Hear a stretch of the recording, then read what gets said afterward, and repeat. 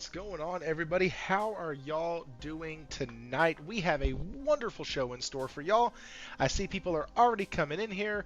Mark Shorthouse 8564, what is up, dude? Says, hello, guys. I finally got my PS5 Pro last week. Best investment I've done. Man, congrats on that. Hope you enjoy the console. Hope you enjoy the games that come out for it. And we are going to be talking about some of those games tonight. We have an amazing panel. As you can see, we have a full-fledged four-person panel. Full-fledged four. Yeah, there we go. Rolled off the tongue without even stuttering.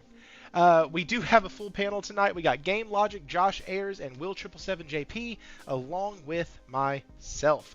So we have a ton of gaming opinions here tonight. And that's good, because tonight we're going to be talking about gaming. We're going to be talking about God of War Trilogy Remake. I'm going to kind of use that to spark the conversation of how far can a remake go? Or how far should a remake go?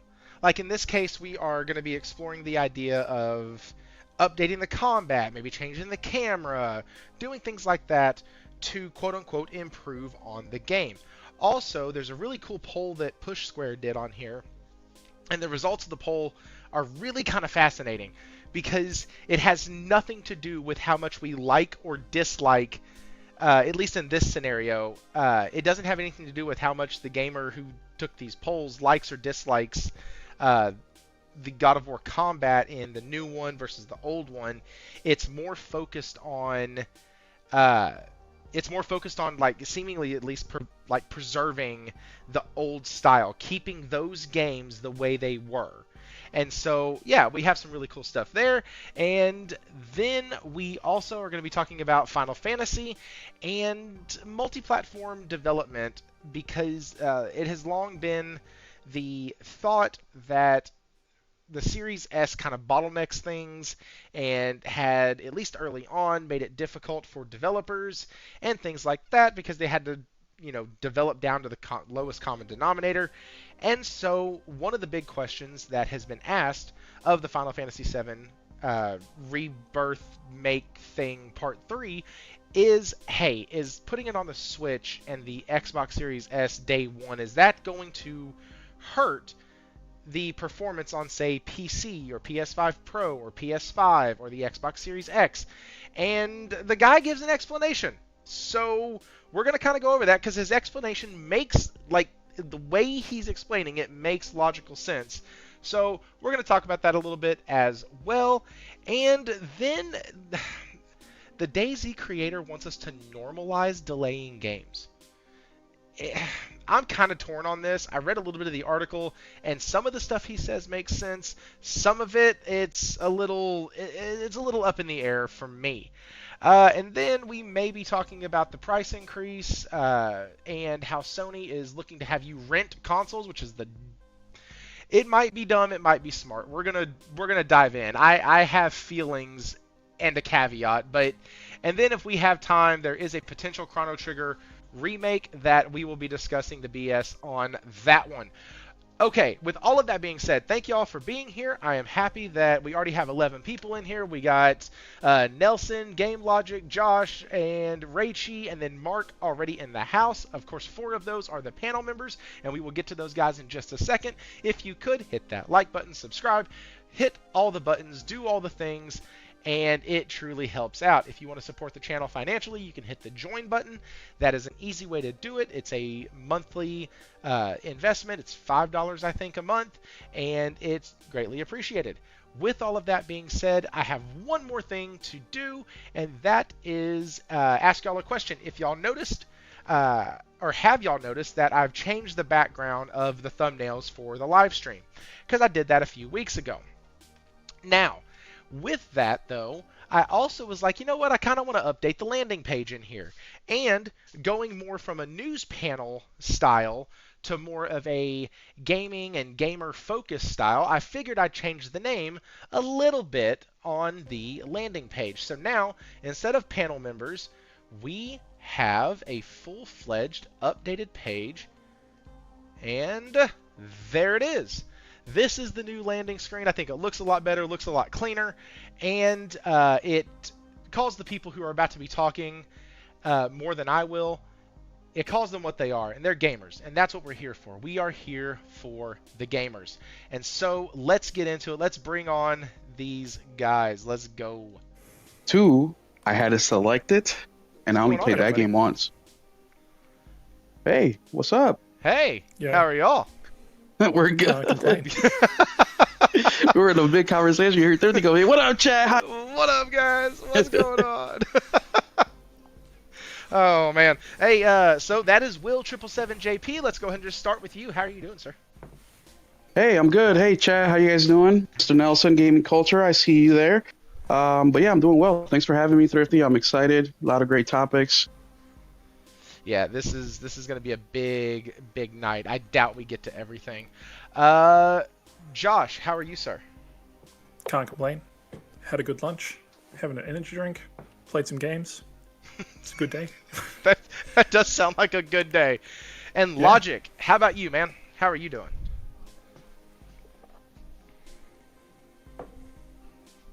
I'm going to take it that Logic is great and wonderful and is happy to be here. That's what we're going. Yeah, I'm okay, Thrifty. Let me know, has my mic drifted lower again? A tad. Yeah, it did. That's okay. Okay, so everybody seems to be doing great. What makes it great is the games we've been playing. Will, what have you been playing lately? I know that anybody who follows your channel knows exactly what you've been playing lately, but for the people who don't, let them know. Yeah, so I am extremely hyped for Resident Evil 9 that drops next week. So I have been playing basically nothing but Resident Evil for the last couple of weeks. We beat Resident Evil Village. We beat Resident Evil 2 Remake, second run with Claire. And we just beat Resident Evil 4 Remake last night. And I'm proud of that one because that was on hardcore mode, which I never really do. And I say we because, man, huge shout out to the viewers. You guys, I think we had a combined 800 views throughout the stream of Resident Evil 4 Remake. Tremendous. But yeah, those are the games that that I'm currently playing, which the help of the viewers telling me, hey, check this out, check that out.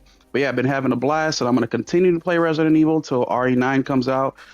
So much so that we're having Resident Evil Week over on my channel, where Friday, the 20th of February, all the way through the 27th of February, it's nothing but Resident Evil content every single day. Plus, we're streaming every single day Resident Evil, so I'm excited, man. It's been an awesome time gaming. Are That's you gonna awesome, watch the dude. movies? What was that? Are you gonna watch the movies? No, I tried to watch the first, not, I don't know if it was the first one, but it came out in 06 Yeah, or that's the 08 or first one. something like that. Oh, there's two But, around that. Yeah. So I tried, and it was like $4 to rent on Amazon and YouTube, so I might check it out. But I'm gonna be playing, so I don't think I'll have time. No, they're really good. I enjoy the movies. I know people don't like them, but I enjoy them. Josh, what have you been playing lately? The polar opposite of Will. I gave up on Silent Hill 2 for now because I don't want to burn myself out before Resident Evil. And then so I started playing A Little to the Left, which is like a puzzle game that they don't really tell you anything. They just like solve puzzles, and I did all that over the weekend. And I'm going for platinum in that, and I've got to play every day for like 30 days, I think it is, to like do a certain trophy. So yay. But it's not hard. It's not hard. It's just like these little puzzles, and it's like one of them you like straighten pictures, or you get given a bunch of things. You just have to make like a symmetrical picture with all the items you get given. It's a little weird, like indie game thing. Other than that, I've been living my life as bloody Princess Mononoke in Neva because I haven't played that in a while, so I'm replaying that. And I forgot how much like Princess Mononoke it is at the start of that game, and it's really fun. Then what's the other one? I Am Setsuna, which is like the big one I'm playing at the moment, and that game is so good. I hadn't played it. That might be one of my favorite games like ever. That game is so amazing, and I haven't even finished it yet. I love it a lot. It's what I think. Like the best way I can describe Iron Setsuna is like if you just played Resident Evil 4 back in like what 92 or whenever it came out. So not Resident Evil, Final Fantasy 4, like in 92 or whatever it was, and then you go, what would Final Fantasy 10 look like? to them because it's very Final Fantasy X coded, but it's done like the old Final Fantasy games, if you know what I mean. Like, it's got a lot in common with like 4 and 6 and stuff. Then it does like 7. Oh, okay. And yeah, it's a lot closer to those, but it looks like that's what I'm saying. Like, it's what people who played them would think like a far off Final Fantasy would have looked like in the future, sort of thing. And it's very 16-bit coded. Like, there's no autosaves. There's very much like if you can screw up like fights by just you can't do anything because you've messed up. I don't know. It's really fun. And then I think that's everything I'm playing at the moment. Nothing on my Vita, thankfully, because I'm on break, so I'm not touching my Vita because I normally touch that a lot. So yeah, that's about it. Yeah, you're on break for this week and next week. Yeah, I'm about to say this week and next week. Hey man, enjoy that. That's a good time. Yeah. And yeah, speaking of that, we do have Josh on next week as well, so that'll be fun. That should be fun. Logic, how are you, sir? What have you been playing? I've been continuing to trudge through. I shouldn't say trudge. The Legend of Heroes, the Legend of Heroes Trails Beyond the Horizon. I've put. I think I'm at like 80, 85 hours, something like that. Ooh. In that game, and still have a chunk to go. So I'm in the last 3 chapters of Act 3 now. So I'm definitely taking some shortcuts. Not sitting through every tabbing through every reading every line of dialogue and watching every voice acted cutscene and whatnot. Shame. Yeah, enough of it at this point. I mean, I'm not. Yeah, I mean, it's just because I have to. No, I mean, I'm not having and I've pulse checked myself, several times of trying to come up with like kind of critical questions, that I think my co-host will ask me on E2KG or or litmus test types of questions to kind of nail down how I feel about it. Like, I'm not bored, and I'm not like sick of, I mean, I've definitely hit points in games where I'm like, I'm sick of this crap, I haven't hit that point. And if I didn't have other things to play, I would continue doing, what I did for the first, 70 hours. But the reality is I have other things that I need to play. So, unfortunately, I just need to kind of try and figure out, the quickest path to get through the ending on that. But yeah, I've had a great time with it. And then, so I'm not playing that every day now like I had been. It's now like a thing that I'm playing, every third night or something like that to chew away the last little bits of it. So I'm turning the corner to get back to Dragon Quest VII Reimagined, which I started and put like maybe the first 6 hours or so into it. So now it's time to kind of make that my main. And then out of my backlog, I started picking away at a run of Metro Exodus Enhanced Edition on PC this week. Love that game, dude. I love that trilogy. Is this your first Dragon Quest? It is my first Dragon Quest that I'm approaching with the intent to actually finish the game. Every other Dragon Quest, I mean, I've like 1 or 2 other Dragon Quests I've like picked up and bought and like tried it, but haven't been like dedicated to like finishing the whole thing. So I mean, I've also been playing Dragon Quest. I can't. Whatever 3. I think Dragon Quest 3 HD 2D remake on my Steam Deck. So that's something that I've just been kind of picking away at, like 30 minutes here and there when I have time to pick up my Steam Deck when I'm on the go. Fun. Yeah, that's awesome, man. That's great. I have been playing Cyberpunk. I played the demo for Pragmata on PlayStation.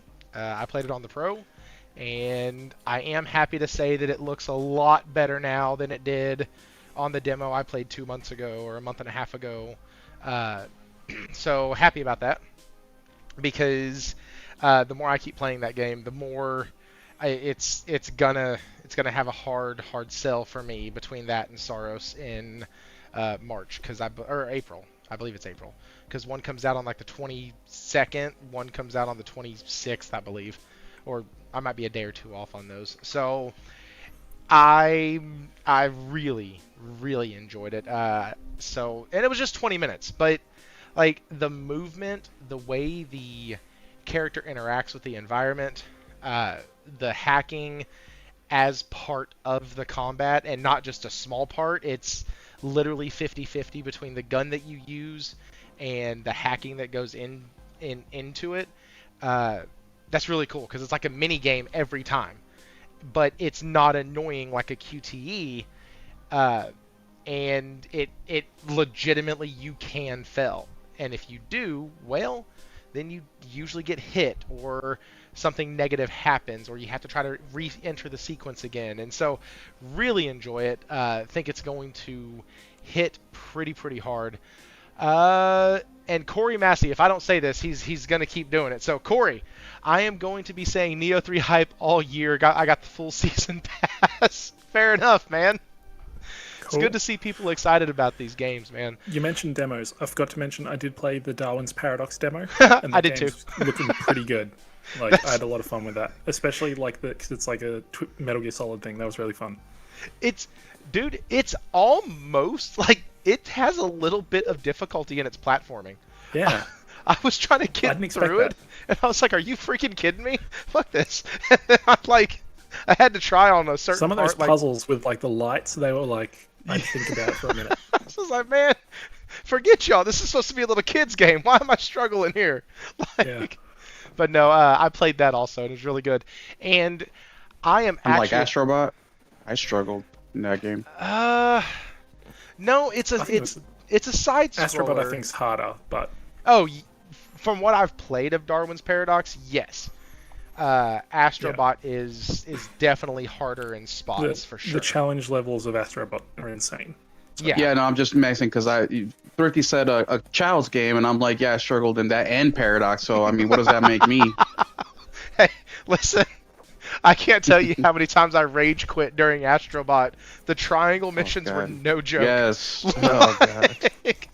The last one at the end is the one that got me the most. That one took, I swear, like 3 days. So I think it was insane. I didn't struggle with that one at all. I did it in like 5 or 6 tries. What, the final one to get the last bot in the game? Yeah. No, the fire mission, the like second or third one you go to, and then... Oh, no, the final is what I said. Oh, I know. I know what you said. Yeah, okay. Yeah.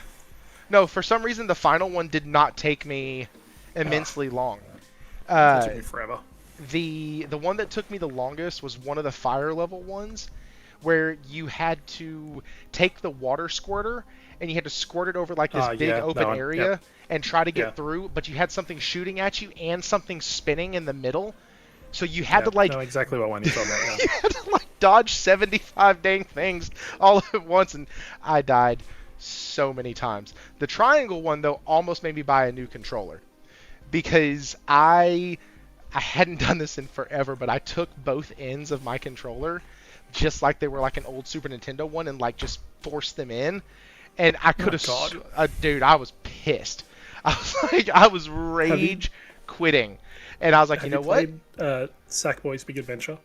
Only a little bit. Oh, yeah. That's another one. Yes. I was going to say the Night Trials, the final like Rip Snorter one that's like all of them together. That thing's a pain in the arse. And I did that with my son co-op, and he was, I've never been able to do it. I was so mad. Corey said, Thrifty, I know exactly what level you're talking about. I had to take several breaks from that mission. Yeah, dude, it freaking sucked. And I hated one of them. I had hated so much because when you got to the very end, or like right before the end platform, there was something that popped up out of the ground and shot something at you. This was on a different one, but like I would get to the end and I would either forget or mistime it, and I would take that shot to the face every time. And it was very frustrating. But yeah, Darwin's Paradox I think does have a few spots where it could present that moment where you just have to figure it out. But every single thing I did felt like it was avoidable, pretty easily avoidable. So it was a fun game. I've seen for a lot of it. Like I only messed up when it came to the lights at the end. Like I didn't think it was too hard, but some of it I had to like think about for a minute or two to figure out what I was going to do, and some trial and error. Yeah, that's kind of what it was in that game. Just a lot of trial and error. Outside of that, Diablo's about to get me. because I can't help myself. Diablo has, well, You sound Blizzard. like an addict. Dude, it really is. So, Blizzard has released a update, New character. a new character with new story, with new end game, with new runes and gems, and with new everything. Like it's literally they gave a full-on freaking expansion pack to a 20-something plus year old game. And I was going to say, why do you think they picked Diablo 2 and not 4? well, so 4 is getting it with Vessel of Hatred coming out in a month or so. Sure, but I mean, like, why do it for 2? That's what I don't understand. Why do it for 2 at all? Yeah. Because 2 still has a very loyal player base. Also, with Resurrected, and probably with Diablo 4, it probably shined a light on Diablo 2, because Diablo 2 is still better than Diablo 4 when it comes to gameplay. I played 4 for like an hour, so And I can't comment. like, the only thing 4 had better than 2 was the mount, and you get it way too late for it to matter. And then Lilith is, like I've said before, by far the best boss in a Diablo game, hands down, point blank, period. Only second to the boss in number 3, which was Adria the Witch. Because that twist in that game, when Adria is revealed, is just awesome. And there's a lot more to the twist but I than don't that. remember that at all. Yeah, it was. Like I said, even though I think Diablo 3 is the second weakest game in the series, I probably have just as many hours in Diablo 3 as I do in Diablo 1. I think that statement could be Diablo true. 3 on hardcore, and I don't remember the twist you're talking about at all. So. Do you not? Not at all. I don't remember that game for the life of me. Oh my goodness. Oh yeah, we'll talk about it afterwards, because there's a whole other plot point with somebody who you meet very early on in the game that ties in. I think I know what you're talking about, Yeah. but maybe I'm just misremembering it. All right, so that's pretty much everything. So I'm about to be jumping back into that. Have a really cool new graphic that I did for the live stream. I'll be doing that tomorrow night. And yeah, so Diablo 3 didn't get good until the expansion. The expansion made it better. I did like the base game. I didn't like the cartoony look of everything. Like, it was weird. But I also couldn't play Diablo 2 at the time, so I did what I could. And that's probably why I have so many hours in Diablo 3, because I couldn't play Diablo 2. I saw a clip of this guy who had like a collector's edition or like a complete edition of Diablo 2, and he got it graded, and he got, I don't know, it's like thousands and thousands of dollars, and he's crashing out because it's like, great, now this thing is not complete edition anymore, and he's crazy on it because of this update. Yeah, he's like, I don't even know. I'm like, dude, you'll probably be fine. You know what I mean? It's just a digital thing, but I don't know. I just thought that it was funny you guys talking about Diablo. I've only played Diablo, what is it, Ricky? Which one did I play? The new one? 4? Diablo 4? That's what I played that one, and I enjoyed it. It was really good. And I do think Lilith, outside of I've never played the other ones, but Lilith is a good boss. I really enjoyed that. Yeah. I liked her. They made you hate her from the very beginning, and that was really good. And they gave her a personality, which the boss in 1 and the boss in 2, no personality. They are literally grunting, screaming, slashing demons. And so that's it. You're like, oh, cool.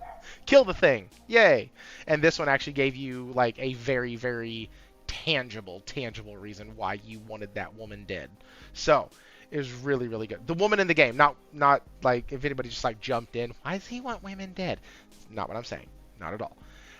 Okay, so let's dive into some of the topics for tonight. First one.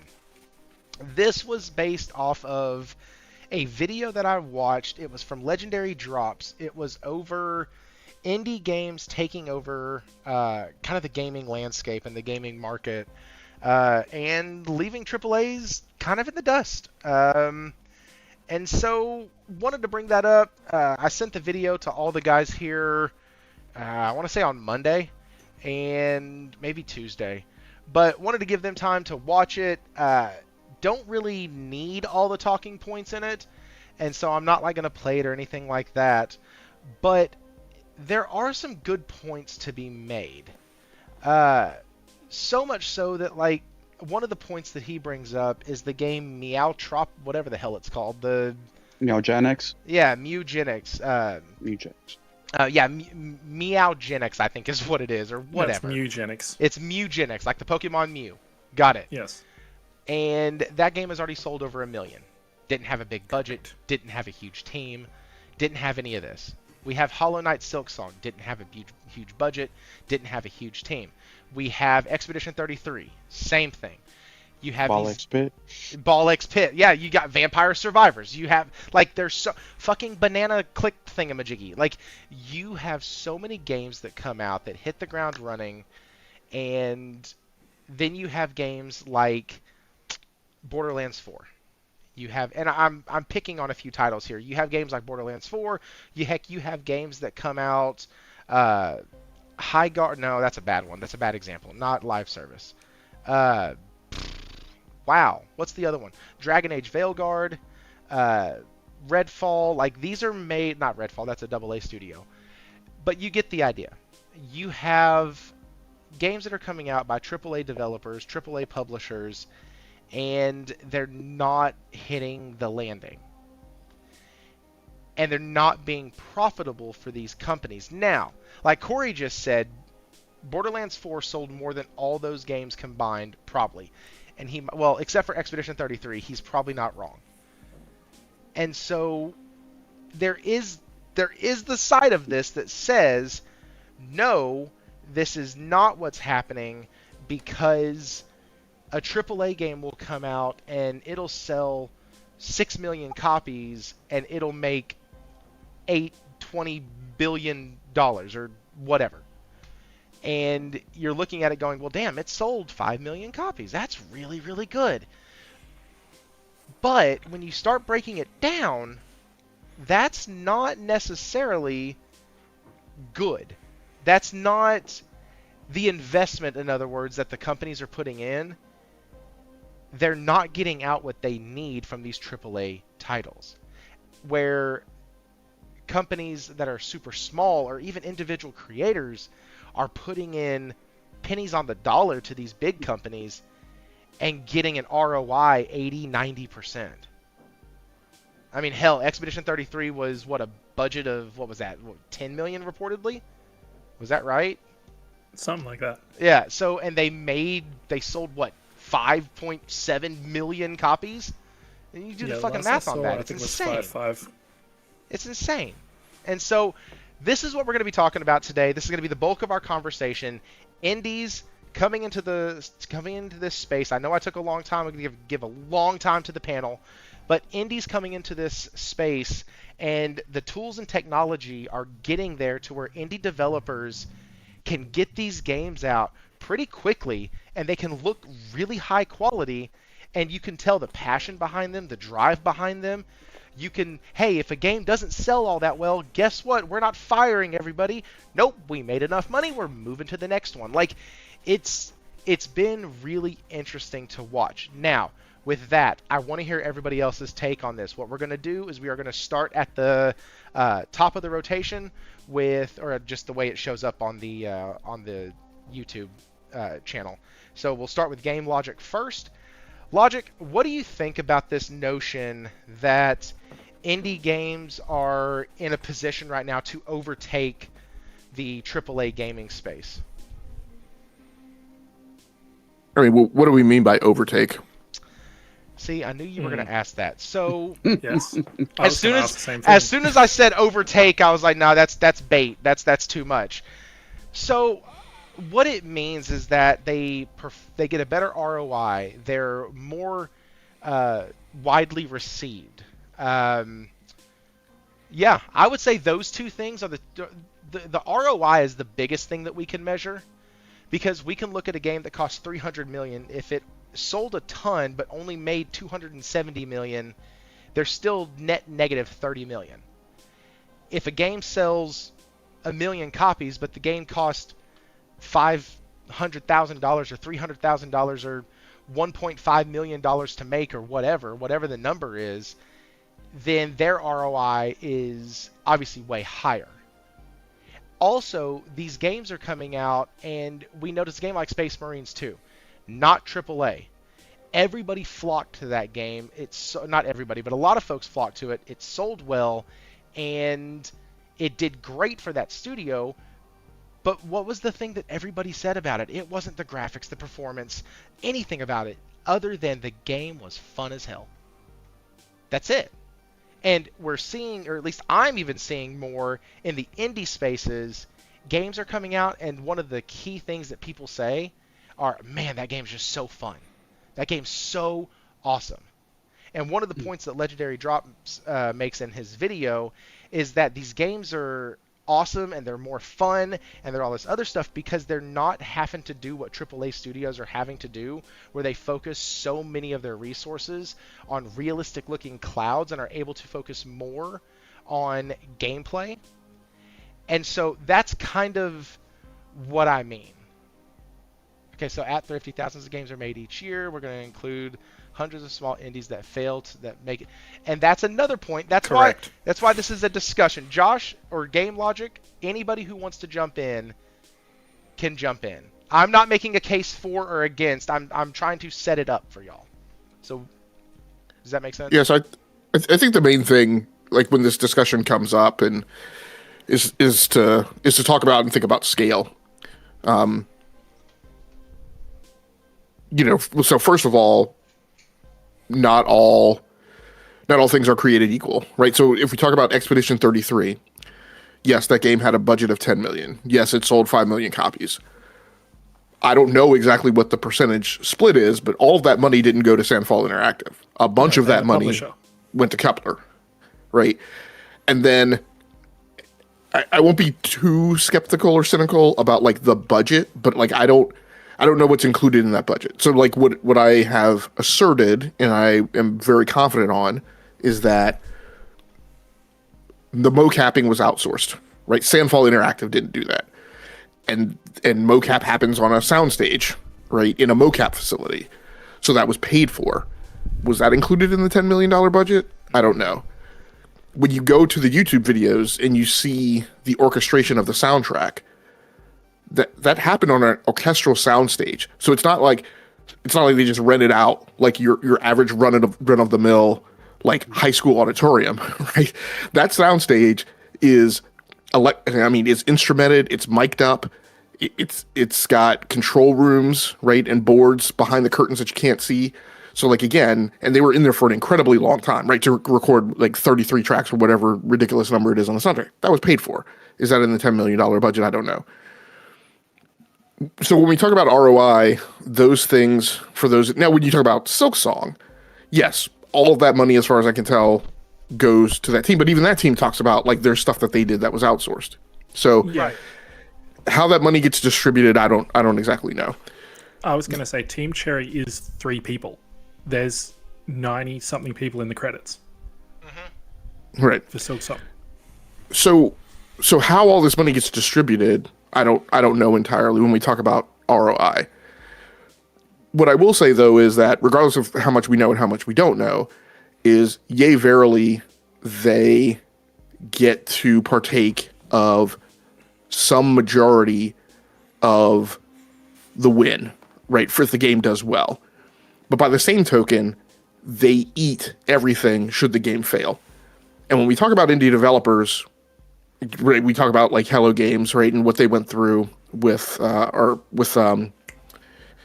Man's Sky, right?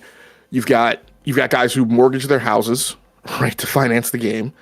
I'm not saying Hello Games did that. I'm just talking about indies in general. But you have guys who mortgage their houses to finance the game. You have people working out of an apartment over a garage in somebody's house. You sometimes have people like renting space, and then when the space gets flooded. Right, that's all on them. The insurance, the liability, the purchase of the gaming machine, of the machines to do all the coding, that's all on them. There's nobody who bears that cost. So when things don't go well, again, that's all on them.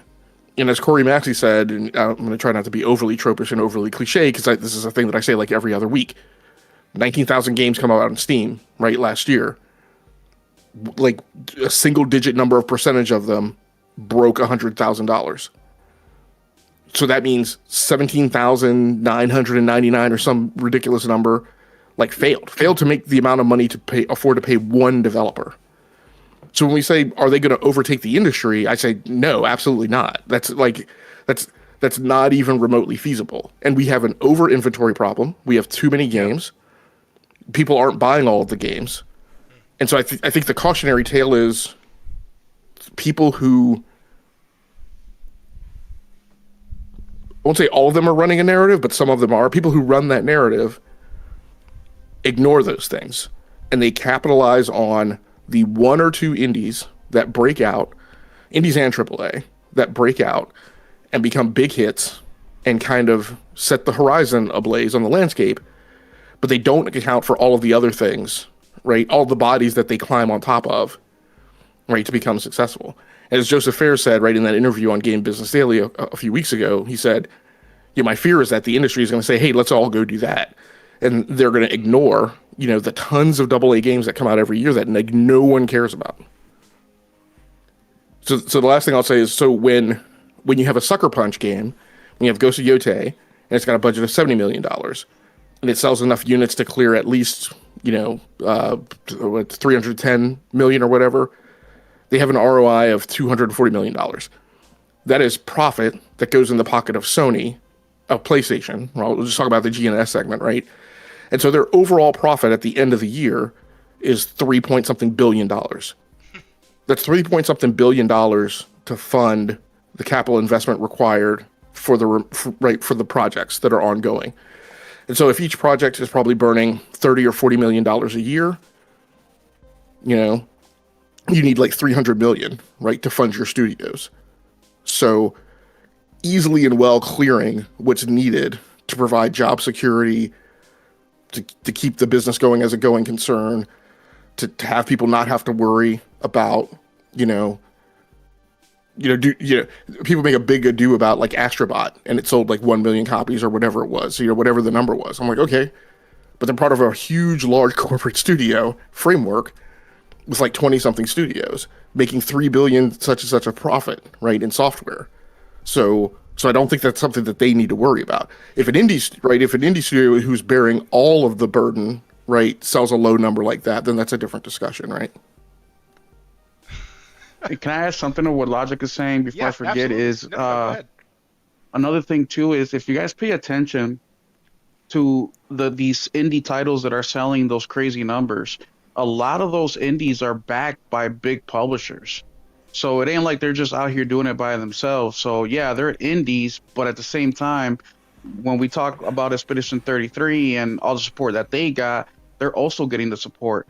And the majority of indie games aren't getting that amount of support. So I think the question should really be is, can the indie side of video games grow exponentially over the next however many years?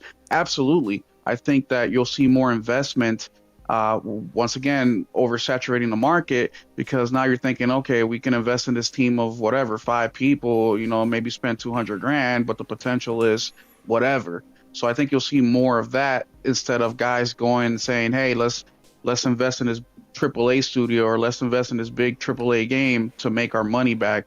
I think it'll be inverse. And the other side of it too, when we're talking about AAA games are never going to go away. First off, even for people like every single person here, when we were talking earlier about what games are we playing, almost everybody said they're playing at least one big AAA game. Everybody. Yeah. So, and we're the hardcore. So when you look at the consensus across the board in gaming, the majority of people are buying the AAA games and not the indie titles. It's just when you hear that a team of whatever made this small indie title and sold 1 million copies, yeah, that's surprising, absolutely. And we're like, oh, that's awesome, I saw that. But in reality, that really ain't shit. They just happen to hit well, just like if a AAA game would hit well.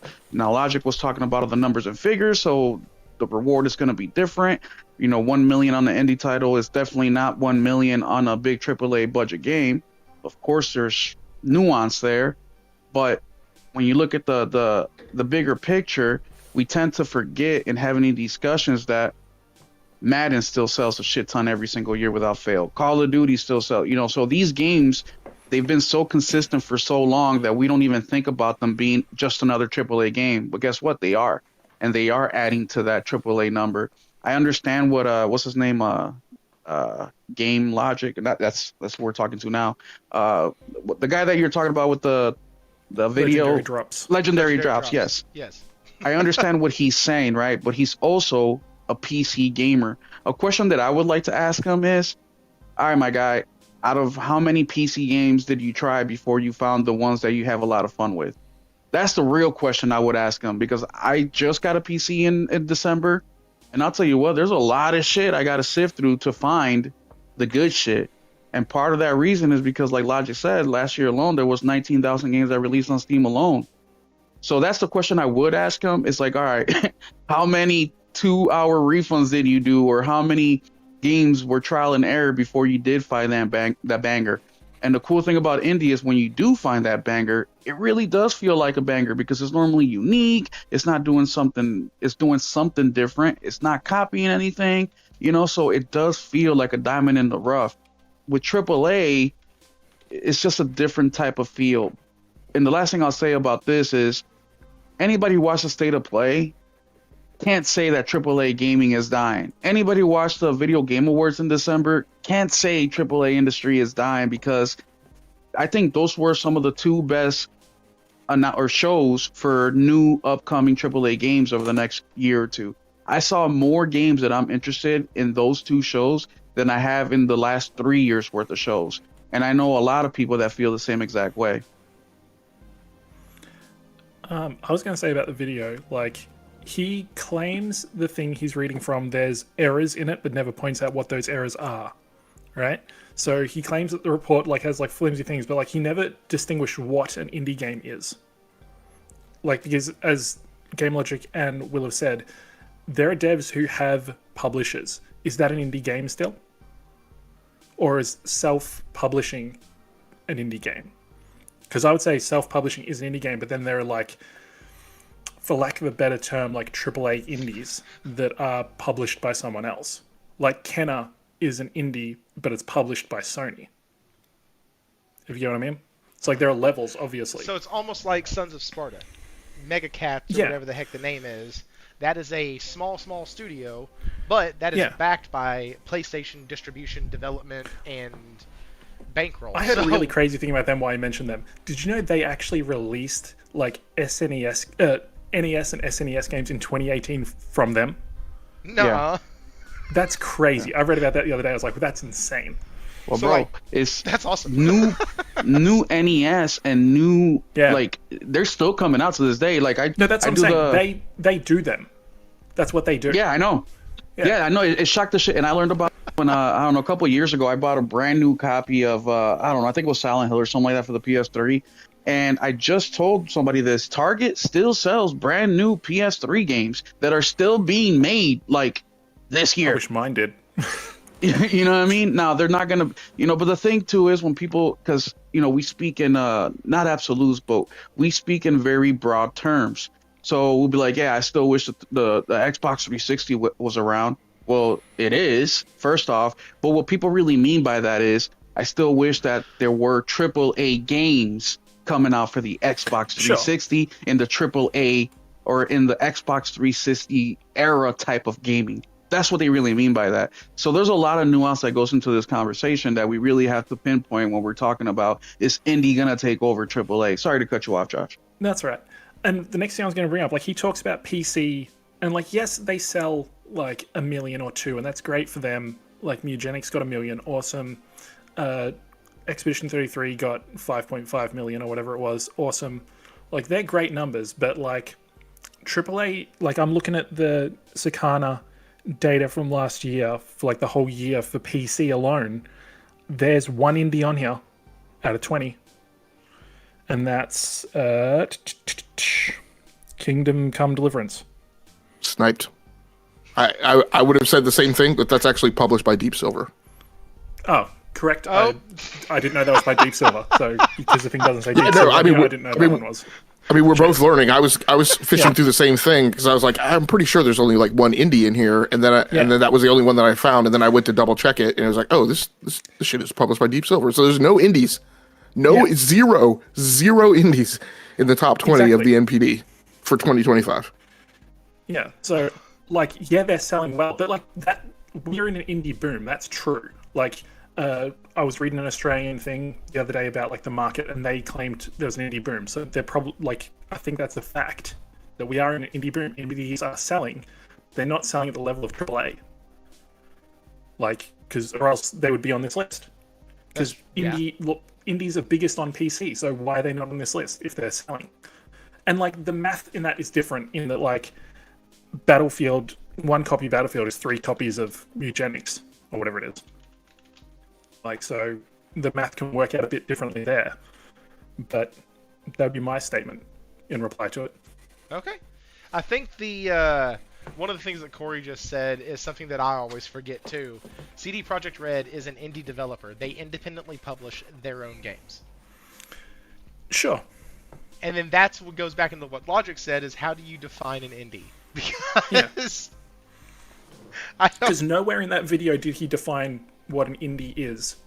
No, all he did was say that Baldur's Gate 3 shouldn't have been added into the AAA total for game sales because it was but added then in, like but then at what point are you no longer an indie studio?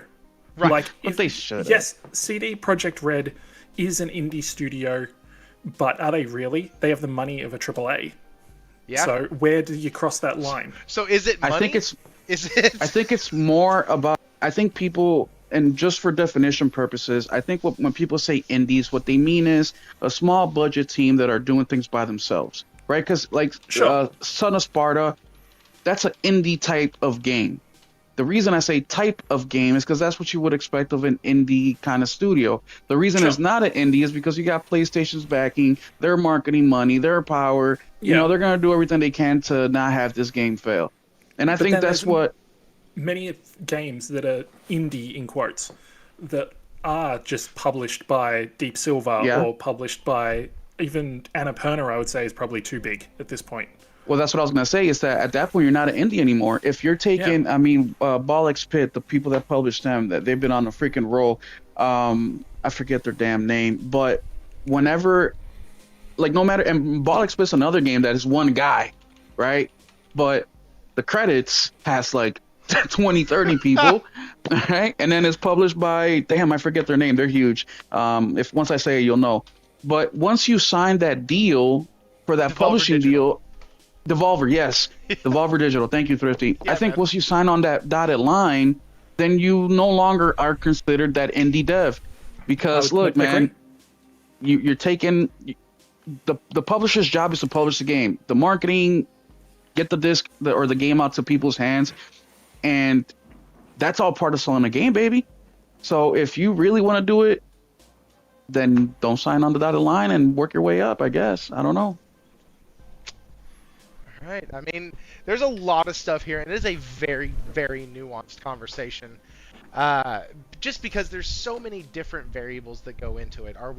And where's the baseline? And a lot of things that these videos do is and I'll go ahead and just say it. A lot of people who talk about the indie scene taking over and AAA studios being left in the dumps and back in the dirt and blah, blah, blah, they're all going to go and burn and they're all dying, are generally the people who also equate DEI with the success or failure of a video game. I agree. And not every single one. I know that some people are probably going to type in the chat, well, this guy doesn't do it, or this one. I get it, not every single one. But by and large, if the same people came out and made fun of Dragon Age Veilguard for all of the LGBTQIA 15 minutes of dialogue, those same people are generally going to be the ones that say indie studios have our backs. They're the ones who make games that people actually want, that do it for the creative process, not for big corporate headlines and all of that stuff. Go ahead. Do they? was gonna say, do they? Do they? 'Cause I don't think so. Shit, I would say I'm more of a DEI supporter than all these fucking dumbasses. Who's the only person that I know that bought damn, what was that big? I'm looking at my collection, but I think I took it out and stored it away under the mattress somewhere. Blood Dustborn. There we go. Who bought Dustborn? Will did, right? Dustborn? And yes, it's a. It's a super DEI game. Every character has got to be a different color, race, religion. Oh, yeah, no, I know the game. Yep. No, I know what you're talking about. Yeah. I got it on sale for $15 at GameStop. But if and I'm the type of person where I'm defiant at that point. Where Mind's Eye, Gollum. I just beat Gollum last month, right? Where if people hate on it so damn much, I really got to try to find out why for myself. So I'm not doing them any favors. But no, those people do not support or endorse anything. And even if they did, right? Even if they all said, you know what, guys, the game comes out Friday, we're gonna pre-order today, and they actually did, the numbers still won't sustain that damn studio. There just isn't enough of them. Yeah, and it's. Sorry, I'm reading the chat as well. Corey said they're also the same people who say every year that there are no good games to play. That's a fact. It's the people who are also overly critical of every single thing the gaming industry does. And one of the things oddly enough, they all seem to play Madden. They all. Listen, there is a connection possible. I have nothing wrong with Madden. I like Madden's okay. I haven't played it in a long time, but Madden's fine. But I'm just saying, like, they play, like, Apex Legends and nothing else, or World of Warcraft, and it's like, okay, so you play one game, and then you suddenly start peeking around what's in the industry, and then you're like, oh, all these games suck. And it's like, well, you played World of Warcraft for 30 years, so... Yeah. Don't know what you're talking about. If you've eaten dog shit for 30 years, you're not going to think a steak tastes good anymore. At least I think that's how that saying goes. Anyways. But genuinely speaking, there is something to be said, like Will alluded to already, that the AA and single A market are pushing pretty hard, and they are remaining on the forefront because of breakout hits. Those breakout hits, the biggest thing that they do, Hollow Knight comes out, Silksong comes out, crushes.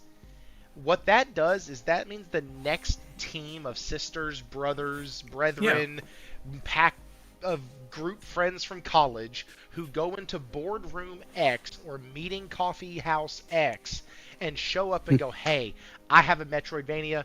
I want to put Souls-like elements into it. Direct correlation or heavy inspiration, Hollow Knight. Boom. They go, hey, Hollow Knight sold a bajillion copies. Cool. And then now they get greenlit. Like, that is one good thing that comes from these indies that are doing really well. And somebody was trying to jump in. I was going to say, just a question while I'm thinking of it. I'm just trying to find it. The thing I shared this morning in the Discord, and it talked about how investment in the industry is down. Do you think that will affect indie studios more than AAA? I'm sorry, what was down? Investment. Like, in the industry. I mean, it already has. I mean, Sure. that's what I mean. Yes. Despite all the punditry and the propaganda that goes out saying that what everybody's been talking about for the last 5 years is how games need to be on every platform, no, they haven't. What they've actually been talking about for the last 5 years is how there's no investment capital, right, coming into the industry, and how it all like went to like record low levels during the pandemic, and hasn't risen. So games out, and this is another thing. Games. So AAA games from like platform owners and big third-party publishers, those games are essentially financed by their corporate overlords, right? Sure. You pick X number of projects that are in run for a year, 10, right? I've talked about this before, people get together, business unit leaders who are responsible for 3 studios or 4 or however many, they have to submit their AOP, their annual operating plan, and sign up for how much revenue they're expected to turn that year out of their business unit. They have all their program managers and team leads and stuff submit all their budgets and things for the year.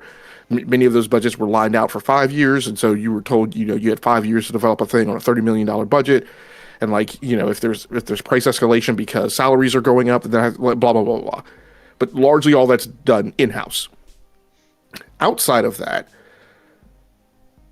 games are financed in very similar fashion to movies. So there's a bunch of people with hands in a pot. There may be licensing involved. You pray you can get a publisher backing, but you may also then be funded by additional outside investors. And so there's a bunch of people, a bunch of parties who will wind up funding a game. Again, all those people have to be paid. And that is a thing that has taken a significant hit over the last few years, is those people haven't been showing up. I'm forgetting some of the terms now while I'm in the middle of the talk, but private equity firms, investment capital firms, venture capitalist firms, those people have not been showing up and pushing as much money into the industry as they did prior to the pandemic, because they, out of fear and concern that there isn't as much upside, that there isn't as much potential for making their money back. So those types of things have happened. So, I mean, yes, when an indie game breaks out that does show potential and gives them, some plus points, right, in towards being greenlit, but it also kind of works against them. One, because like Josh said, investment capital is down, but also two, because then the bar gets reset, right? And then you come to pitch your game, and they're like, well, why, Silk Song or whatever raised the bar. So how do I have confidence that your team is going to be able to achieve that? The other thing to consider is tools. So a lot of these teams are leaning on Unreal Engine. They're leaning on Unity. Unreal Engine is how do I want to say it? It's a harsh mistress, right? To get all of the things out of Unreal Engine that you need, right? Visual quality, image quality, and performance. It's really tough to pull that off with a small team, because you need a high degree of talent to wrangle that thing into a way that it's performant and it looks good and it has all the bells and whistles, right, from all the features that are there for you to utilize in Unreal Engine. And a lot of problems that we're seeing in the industry is UE games that are coming from, I mean, not just indie teams, but like AA teams and AAA teams, where they're trying to use every single feature, which is but they don't have the talent to wrangle all of that stuff into a performant package. So I think some of those are just, yet again, a number of the adversities that there are facing the teams. I mean, there's the increasing potential for those onesie and twosie breakout hits, but there's a big long highway of death behind them of developers that aren't making it as well. For what I was talking about, it's private investment is down 55% from last year. Yeah, that is from from like the State of Gaming report, Yeah. right? Okay. Yeah. Yeah, so I looked into that report for to use for tonight's show, but I couldn't figure out how long that analytics company had been around. So I didn't use it because I had never heard of that analytics company. And Neither had I. But GameIndustry.biz, I think they're pretty good, so I assume they know what right. they're doing. I was like, because some of the stuff in there is actually really cool. Also, Raichi and Corey, Cyanide Studio and Spiders are two different French development studios. Cyanide Studios is the one that's doing Styx, and Styx is being published. Spiders did Deep Silver. What's it called? It's like an RPG. They did Greedfall. Greedfall, that's it, yeah. Yep, they I also Godfall, did... but that's the Epic game. Godfall was terrible. They also did... crap! It's a Steel... Didn't they do Steel Rising also? That sounds familiar. I thought they did Steel Rising also. I know they have Greedfall 2 coming out in March, I believe. But yes, and then Nacon is publishing... Styx. So there you go. They were having this side conversation in the chat, so wanted to address that. Okay, so I think we've I thought that topic would take a little longer, but I think we've kind of explored it and have decided to move on. Guys, we've been here for an hour. If you could hit the like button, subscribe if you're hanging out and you have not done so yet. And yeah, let's get into Bale Dante. What did you say? Regardless of industry and demarcation between an indie versus being a AA, AAA, yep, and essentially how much influence the investing parties have. Holy shit, I'm not a lawyer, dog. So, okay, so but differences between being an indie versus being a AA, AAA, single A is essentially how much influence the investing party / parties have / has on the final product. In other words, whoever has the most money indicates, or whoever has a certain amount of money indicates whether you're single A, double A, or triple A. I'm guessing that's where he was going with that. Yeah, Nacon published Steel Rising and developed by Spiders, who also makes Greedfall. Yep, cool. That's what I thought. Steel Rising, I think, is on sale right now for like $9 too on the PlayStation Store. I looked up Spiders. They also do like Sherlock Holmes games and stuff like that. Oh, that's cool. All of us are sitting here just freaking Googling the answers to this shit as we go. That's funny. All right. Bound by Flame, if you remember that game. What was it? Bound by Flame. It's from 2014. It's like a launch PS4 game. All red cover with the dude standing on the front with the sword, kind of a smoke black. What was it? Bound by Flame? Yeah. Yep. That's it. I remember the cover. You'd know never it, yeah. played the game. Yeah. I remember the cover, never played the game. Because the cover reminded me of like Blood Rain almost. And anyways, that's a great game, by the way. If y'all haven't played Blood Rain or Blood Rain 2, those games are actually really fun. Another good video game movie, Blood Rain. Oh, really? Never seen it. Yeah. So you mean they were doing video game movies before Xbox and PlayStation decided to step into the ring? Yeah. Oh, okay. I think all right. 2 Blood Rain movies. So let's go I've only into seen something else that I think we're going to get some fun traction on as well. The God of War Trilogy remake possibly could adopt the gameplay style of Ragnarok. That's not the big topic here, but it is the thing that sparked this thought in my head, is how far should remakes go? Now, there's a really, really cool poll that they do on here, which is really fun. I'm going to give my votes real quick. And this is on Push Square. Should God of War Remake Trilogy play like God of War Ragnarok? I said no, but some modernisms would be nice. Vote. You have already voted in this poll. Let's see the results. Okay, good. Well, listen, I told you I'd already voted. So here's the results of that poll. Okay? Most people, over 50%, that's actually 60%, just either don't want it touched as far as gameplay, or just want a few quality of life changes. Outside of that, the next one with the highest is 26% say yes, they would love a complete gameplay overhaul. Funny enough, when you come down here, I will have to see the results on this one. I prefer the 2018 and Ragnarok gameplay style. 44% of people said that they prefer that style. And then 32 said they prefer the old.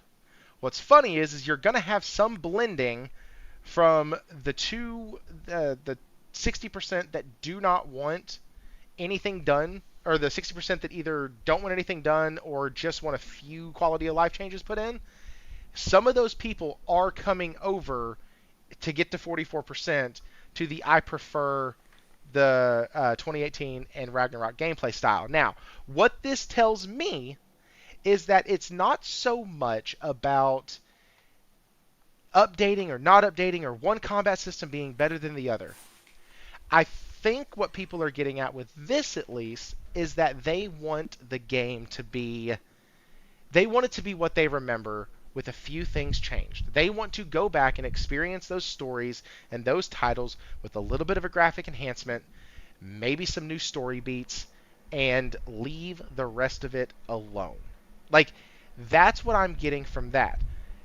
And real quick, what would y'all want from the God of War remake trilogy. Will 777 JP, we're going to start with you. What would you want from this trilogy? I would like for PlayStation to do whatever PlayStation wants to do.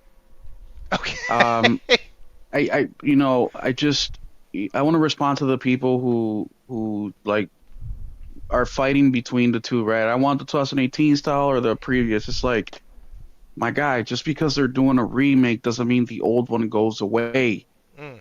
You don't have to play the new one. You can play the old one. And listen, that is a hard learned lesson for me. I get yelled at all the time because I say Bloodborne was too difficult for me, or I say I didn't like this game. I wish it had this, right? And then the purists come out and say, "Well, don't play it. There's 19 other thousand games, right?" I had to learn, or not learn, but just let it go. But what I definitely think they should do at a bare minimum is port the games over to modern consoles, the old ones. So if you're going to do a remake, make it accessible for those old games that are stuck in the PS2, PS1 era. I don't think none of them are. Actually, I think the PS3 may be the oldest that they get, where, I don't know. PS2. The first ones are on PS2 and PSP. PS2.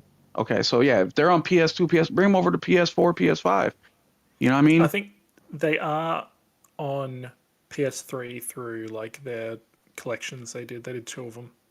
Yeah. So that's really all I would expect. Now, yeah, I would like for them to keep it the same, with just like give it a facelift, better graphics, better controls, things like that. If they want to earn my money, that's at the bare minimum what they need to do. I don't think they need to go the 2018 style, and I don't think they're gonna do that, because if they do that, I mean, they wouldn't announce it right now if they're early in development. Fucking remake 3 games and tell us about it 8 years before it comes out.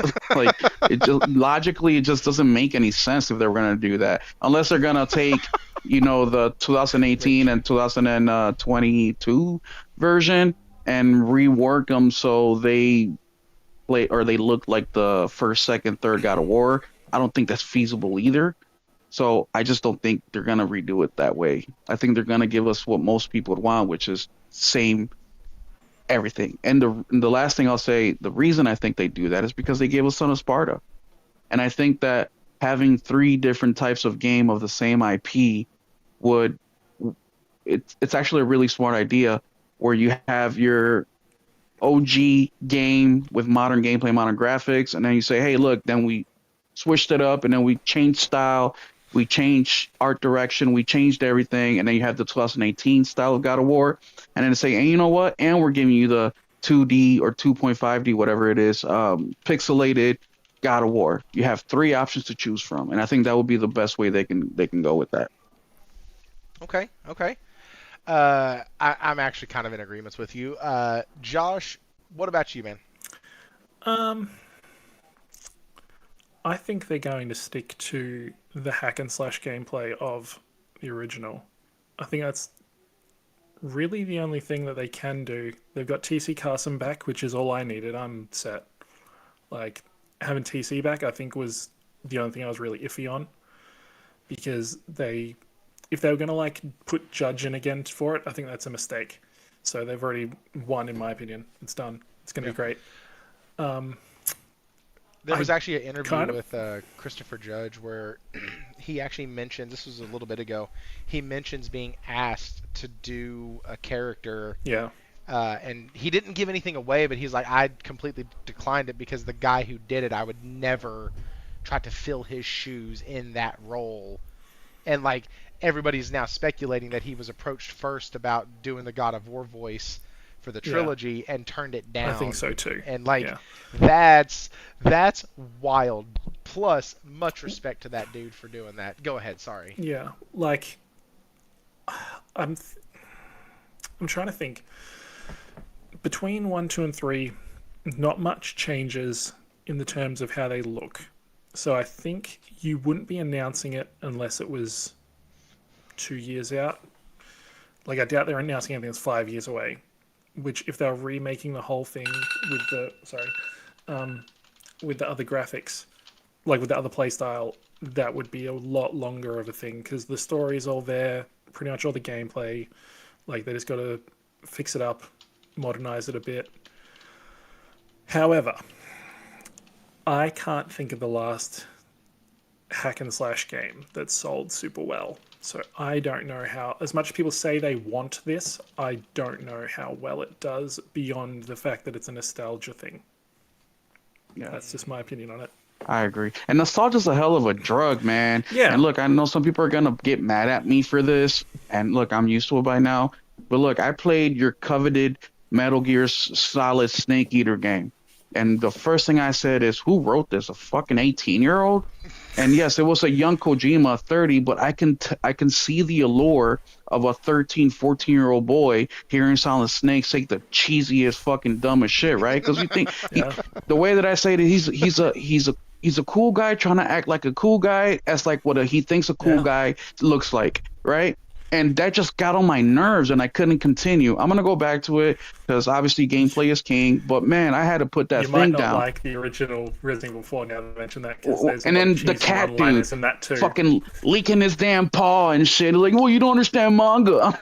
I'm like, okay, see, and this is like, the point is, you guys, some of the games you guys think are the greatest ever, they just wouldn't work well, okay? And I'm so thankful a lot of these developers understand that. And look, there's a lot of games that do work well if you bring them to, or if you modernize them. Modernize them? Thank you. I appreciate your guys' English tutoring here. But I also think that the alternate way of doing this, which is what I mentioned earlier, is just leaving it as is, man. Like, I would love a Super Mario game, or Super Mario World, redone for the Nintendo Switch, but with the modern graphics. And that's it, really, because the gameplay is classic, right? You can never, it's just, whatever. But I think that's a great way to dive deep into those old school games. Is just bring them back, make them accessible, so you don't have to go out buy a PS2, you don't have to go out and buy a Super Nintendo to be able to play them. And none of this cloud shit, you know what I mean? Make it native, and I think that's the best we could hope for. If Sony was smart before the end of the year, because they mentioned the year specifically, because this is for the 20th anniversary with like Son of Sparta and everything. If they're smart, I think they might be. They chuck one at least, or even two, into PS Plus for like their classics catalogs. And hell, you could even go Ghost of Sparta, I think. And people, because it's got demos in it from the new 2D one. So I think you could probably get away with that one even. But yeah, I think you've got to chuck one of them in PS Plus before, March or April or whatever the thing is. The end of the anniversary. But yeah, I got to bounce. So I'll be back in a couple of minutes. Okay. Cool. So, Logic, I could pose the same question to you, but actually I will. And then I have a question in the chat from a Nate that I kind of want to steal your term, which I've almost stolen fully now. I kind of want to pull the thread on. So, what do you want, or do you even care about a God of War Trilogy remake?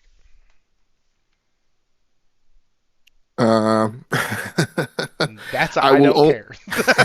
No, I will only. I'm about to voice an opinion in opposition to the rest of the panel. I will only care about it if it's done in the 2018 style. I don't have any. Go. Yeah, okay. I don't have any interest in going back and playing a 3D Metroidvania button mashing, climbing ladders up and then climbing ladders back down so I can get to like a treasure box, Okay. right? And multi-tap the button in order to open it. Like, I think what's important to me from a lore perspective and a like rebuilding and rewriting the story perspective is to build out the connectivity of the old stories and how they're going to set the stage for the television show and modernize them and link them to what 2018 God of War is and Ragnarok is, especially before we think that if they do another God of War iteration, it's going to be then leaping right to another mythology. So, I mean, to me, I think it is feasible to build them in less than 8 years if they utilize the engine that they have from 2018 and Ragnarok. They do it. I don't personally think they need to do a ton of graphical improvements. Like they don't need to overhaul the engine before. They're just repackaging the trilogy and presenting them from a different camera view and perspective. And they're leaning on the story that's already written. And I don't even know that it needs to be the complete story. Like I think there's kind of hack and trash stuff right in the original God of War trilogy that they could bypass. To me, the important thing is to connect the story fabric. So that's what I would personally be more interested in. If it's really just like a remake of the original, even with some like quality of life improvements, that's just going to be a thing that I bypass, most likely. Okay. Hey, you're not the only one. Nate is with you on that. I'm sorry, not Nate. Corey is with you on that. He wants some of the 2018 to put in it, but keep the core the same. Clean up around the edges. The OG gameplay is a non-starter for me for a 2026 or later game. And I can see that. There was the camera angle things and stuff was hidden behind the camera and things like that. So I mean, I can see that.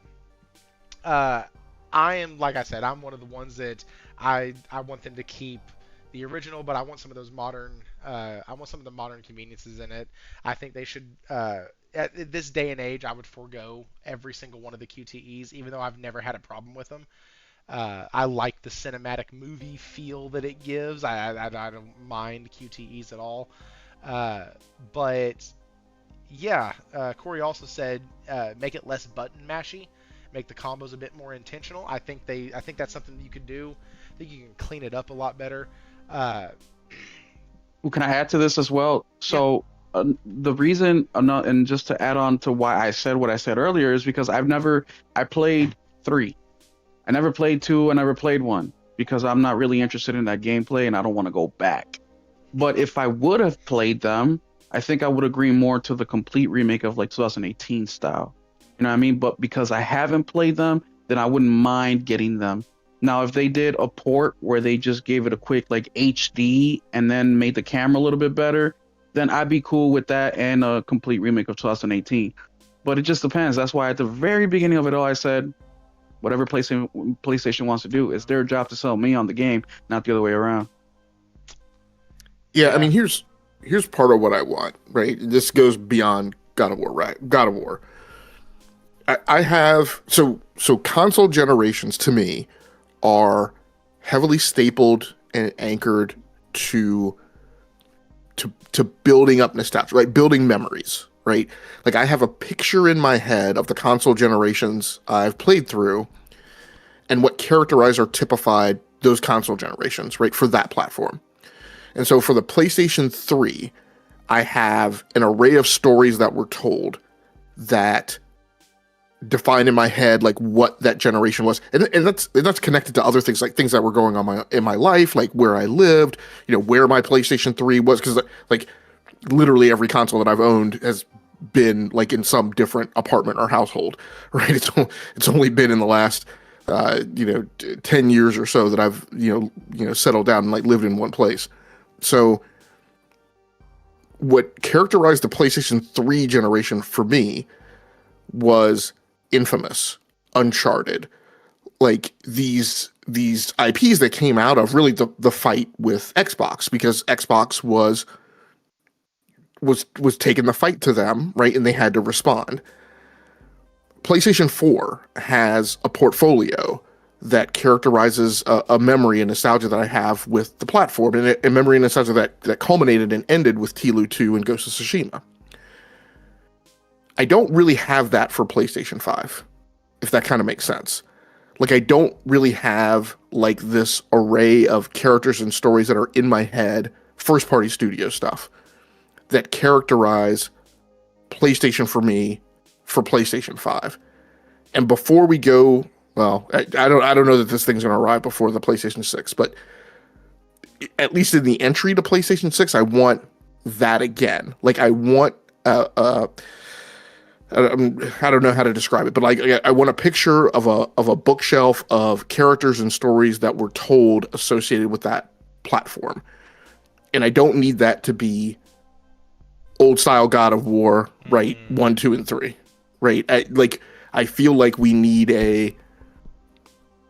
generational platform portfolio image, if that kind of makes sense. I want that array of characters and stories from first party studios Sure. that I tightly associate it with that generation, and I don't feel I have that completely right now. So well, that's another. Go ahead, Will.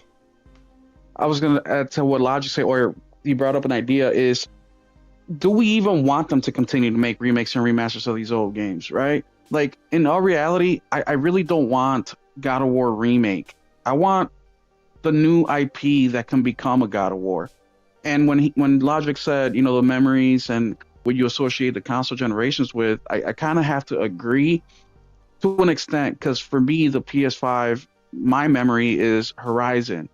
Another memory that the PS5 did for me is my expanded gaming library. I am now playing more games than ever, different types of games than ever. So that's something I'm always going to associate to the PS5. But I don't really want PlayStation focusing on, because right now we're 30 years in to the PlayStation anniversary. A lot of anniversaries just coming up are 30 years this console generation. And it's like, okay, are we to the point now where PlayStation is just now, or, as an example, are we old enough now where we can just recycle 30-year-old IPs and live off that without getting as many new ones anymore? Like when we look at the PS2, PS3, PS4, PS5, look at the difference in IPs that we were getting. I mean, this generation alone, we've gotten a remake for Horizon, a remake for The Last of Us, a couple remakes for The Last of Us, Uncharted, and it's like now God of War. And hey, if we even count 2018 Spider-Man, right? They did a remaster for that one too for the PS5. They did. It's like, okay, so, and I don't know if you guys understand what I'm saying, but it's like, No, I get it. is that where we're at now? Well, because like PS3, when you say PS3 to me, strangely enough, I have two games that come to mind immediately: Sleeping Dogs and Last of Us. Those two games immediately, when somebody says PS3 to me, those come into my head. Now, PS4 is where I really got involved in Uncharted. And so like PS4 for me is 100% unequivocally Uncharted, Spider-Man. Like, those were the games. And then God of War, obviously, 2018. Like, those were the titles. I didn't get in on Horizon until super late into the PS4 generation. And so it wasn't a tentpole for me. Actually, PS5 gen. Oh, really? Well, okay. Yeah, I played the first one in PS5. Also, let me bring up the other side of this, because Nelson's here and me and Nelson have talked about this as well. Nelson is the opposite of me. Nelson's like, they can never make a new game again. They can just, we're old enough now where they can go back and remaster everything. Well, and so he loves the retro style anyways. Yes, he says that shit, but then he's out here playing the latest AAA game. You know what I mean? So nobody knows it. Same thing. He loves Nintendo, but he hasn't played Nintendo. Get out of here. But he makes a point, because there's a lot of people like that. Heck, I just watched a video. I forget their name. I wish I could bring it up, because there's a pretty cool channel. They kind of focus on retro gaming, and he said they were talking about their excitement for the PS6 or for the current or for the next gen console, and they said, yeah, the excitement from PS1 and PS2 was there, and they were trying to equate it with age, like we're getting older, so fear of missing out is not what it used to be. And he said, well, there's plenty of games on the Xbox 360, PS3, PS4 that I've never played. There's plenty of games on the Nintendo Switch that I never played that I still want to play. So I'm kind of okay with not getting the next console generation in the first year or two or three, or even at all, until maybe the PS7. Then maybe I could jump into the PS6, because there's so many games coming out. Now, I don't see it that way, because I'm like, okay, well, I'll just get the better performance. You know what I mean? Like, I will get the boost from the PS4 at 30 frames to 60 on the PS5, no problem. But I'm all about stories, and yeah, there's two sides to things, but I cannot agree completely with the guys that say, oh, just remake everything. It's like, well, those games already exist. Just go back to the PS4 and play them if you can't play them on the PS5, which you can, but I'm just using it as an example. Or go back to the PS3. Heck, you can get a PS3 right now for $80. Heck, I bought an Xbox 360 for $60. So you still have access to that stuff and Yeah. way more affordable. And that market ebbs and flows like crazy. So even if you have because I remember at one point they were charging like 120, $130 at my local store here for a the white Xbox, the 360. The Slim? It was the white one. Whatever one that was. No, it wasn't the. It was the one. Was the one the white? The one from the OG one? Yeah, it was the. It was all white, but it had like contour to it. It didn't look like just a box. Anyways, they were selling it for that, but now they have that same model. Because I was in there just the other day. They have that same model for like $100. So like the market ebbs and flows. There was one point you could get a Nintendo for like $30 to $50. And then there were times where it jumped up to $100, $120. And so, like, if you want some of those retro consoles, you can find them for pretty cheap if you just kind of check back in with your store once every couple months. Because it's a collector's market now. And that means it goes up and down. And so, and it could be something as simple as Nintendo releases another Mario game, and it makes people nostalgic, so they go back and start buying the old consoles, and it spikes the price in the market for a little bit. It's wild when you start looking at like old gaming crud, because there's so many things. Like if you have the black case versus the green case of any of the original Final Fantasy games on the PlayStation 1, the black case fetches more money because the green case was greatest hits and was more mass produced. And so like there's a whole freaking market to it. But anyways, what I was trying to get to is check out your old game places, your retro game places, see what they have. You can play a lot of crap. Also, if you have a PC, Steam is a great place to play a lot of PS3 titles. Like titles that you can't play anywhere else, like Arkham Origins. You can get that on Steam. And yeah, highly recommend that. If you want to talk about just leaving the gameplay alone and getting the graphic enhancement, just go play on a PC if you have it. If you don't, obviously I'm not telling you to go out and buy a PC, but there are some benefits. Lightning Returns looks phenomenal on a PC. Just saying. And so Hey, you don't even need a PC. You can get like those Android handhelds that they sell, and there's a lot of different ways now where you can get some of that stuff. Yes, there are various methods. It's the one that I gave you is completely legal. Not so certain about some of the others, but there are people here who can help you with both. Like the Steam Deck. You know what I mean? Like the Which Steam is Deck. PC, I guess, but That's right. yeah. Okay, so this does bring up, because Will, you and Logic both have kind of segued us into the broader topic of remakes and where we think the industry should go, because I'm getting to the point now where remakes are cool. There's about 2 games left that I would really, really just crap an entire Acme truckload of bricks if they came out and said, hey, we're going to remake these 2 titles. Both of which are Final Fantasies, Final Fantasy X and Final Fantasy VIII. But since those are probably never going to happen, I think I'm good on remakes. Now, a company may come out and put one out, and I'm like, oh, that's cool that they're doing that. Like the Tomb Raider, Legacy of Atlantis, is just a full ground-up remake of the first game. I think that one's been out long enough and gone and like almost forgotten in the legacy of, or in the like the halls of the gamer's history. Annals of Time. Yeah, the annals of time. That's it. I think it's been trapped with her having triangle-pointed boobs and that damn tiger and the dinosaurs that try to kill you at the beginning. I think it's been there long enough, and I think they're going to do enough to it to make it look different enough to where people will actually really enjoy it, and I'm actually really excited about that. Had no idea I wanted it until they showed it, so I used that to say that could happen, But by and large, I think I'm in the camp where Nate and Will resided. I'm just kind of done with remakes and remasters. And Logic said it best, where he said, I don't have that. When somebody says PlayStation 5, I don't have that really new IP. I mean, right now, I'd probably say Expedition 33 is like the game for me on the PS5. But if I don't know, there's nothing that just stands out that was PS5 only. Does that make sense? Like, Oh, I got a couple. Will, even you mentioned Horizon, right? Like, Mm-hmm.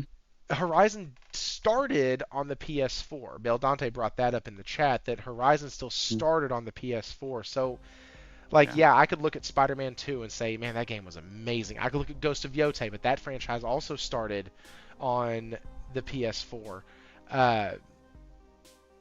So, I don't know. Yeah, it starts on the PS4, but it got perfected or close to it on the PS5.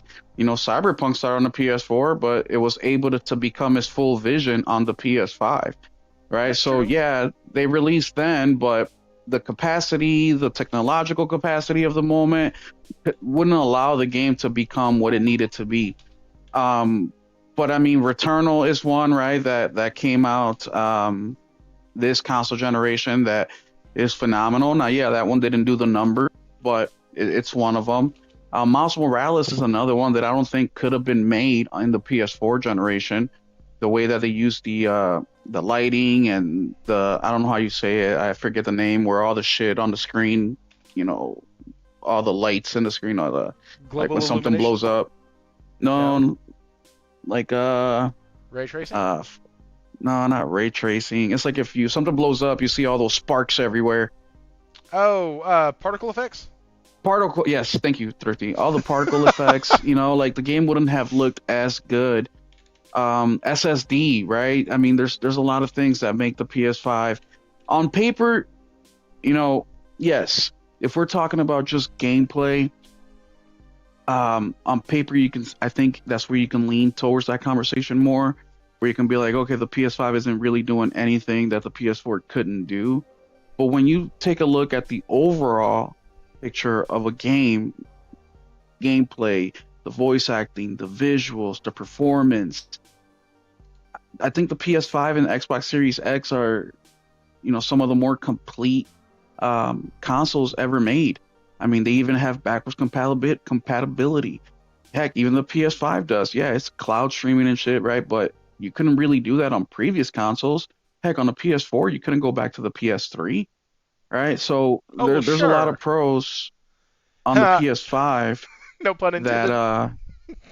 that make it more complete. So a game may have started in a PS4, and we can say it's a PS4 game or PS4 IP, but it really didn't realize itself until the PS5.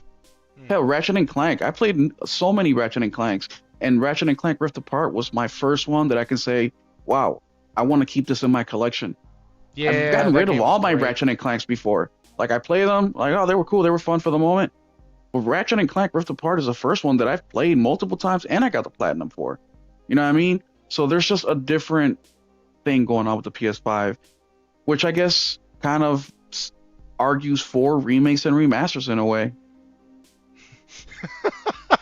So now we've gone full circle in the conversation. I guess but so. No, I do agree with what you're saying, and I'm not trying to sound like I think the PS5 is lacking in performance or lacking in presentation, because my goodness, you can't play Forbidden West, you can't play Cyberpunk, you can't play some of these other titles and go, yeah, it's just not that good. Like, it's just, previous generations were just way better. Like, it's gorgeous. And you know what? I don't get in there and start counting pixels and shit. To my eye, it looks great. I'm getting 60 FPS. I am able to play these titles with the resolution that makes my brain feel happy. And they're coming out and looking really, really good. Game Logic, do you have anything to add into what either Will or myself have said? Yeah, I think I'll just round out with, I'm not against remasters. Like the Tlu and Tlu 2 remasters this generation I think were appropriate. I think those games design kind of fits well with what was going on, and I think Tlu 2 is a great game mechanically. I have problems with the story, but I enjoyed playing some of those remasters. So I'm not entirely against remasters. I think more of what I was saying is I guess maybe I have in my head like this idea of kind of chunks of time that represent game design and storytelling, and that's generational, and I don't feel like that's really all those. I don't know that all those lines have been colored right in the PlayStation 5 generation. I feel like we're still kind of lacking in what the video game story of PlayStation 5 is, so to speak. I think we have some things in that space, but I think there's more things to be done. And I don't feel, and I think going back to God of War, I don't feel like a God of War trilogy remake does a lot, right, to help fill in those lines, in that old style. No, but I think the those PS5 lines will be the biggest step stool kind of console in history. I kind of think that. I'm sorry, cut you off, Thursday. What do you mean by step stool? No. We're gonna pull that one now. What do you mean by step stool console? As in, wait a second. I know what you mean. As in, the gap isn't big enough between the PS4 and the PS6, or no, between the PS5 and the PS6. So we're kind of just puddle jumping. No, well, sort of, but I think in more of what Logic was saying, how those, I keep going back to that thing, memories that he keeps saying, because I really like what he's saying there, and I kind of agree, but I explained the reasons of why I don't. But there is a part of me that does agree with him, and I think a lot of people, I mean, shit, like me and RPG were joking around the other day where people are like, yeah, I see no reason to go into PS5, right? And it's like, well, if you want to stay at 30, right, that's reason enough for a lot of people. But what I mean by that specifically is I think that maybe, and I don't know, I'm just shooting the shit here because I don't know anything, but maybe this console generation, because we really haven't gotten that many new, like we haven't gotten anything new. Everything is from even The Last of Us Part 2 when that came out like 5 months before the PS5 came out. Ghost of Tsushima came out like 5 or 6 months before the PS5 came out.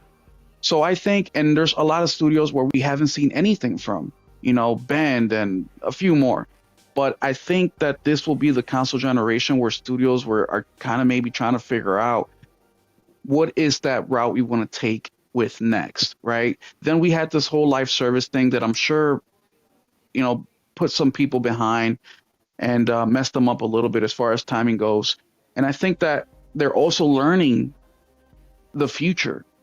The new performance models that we have now, how fast these SSDs are and GPU and CPU and the power, and I think that they're all kind of getting used to it.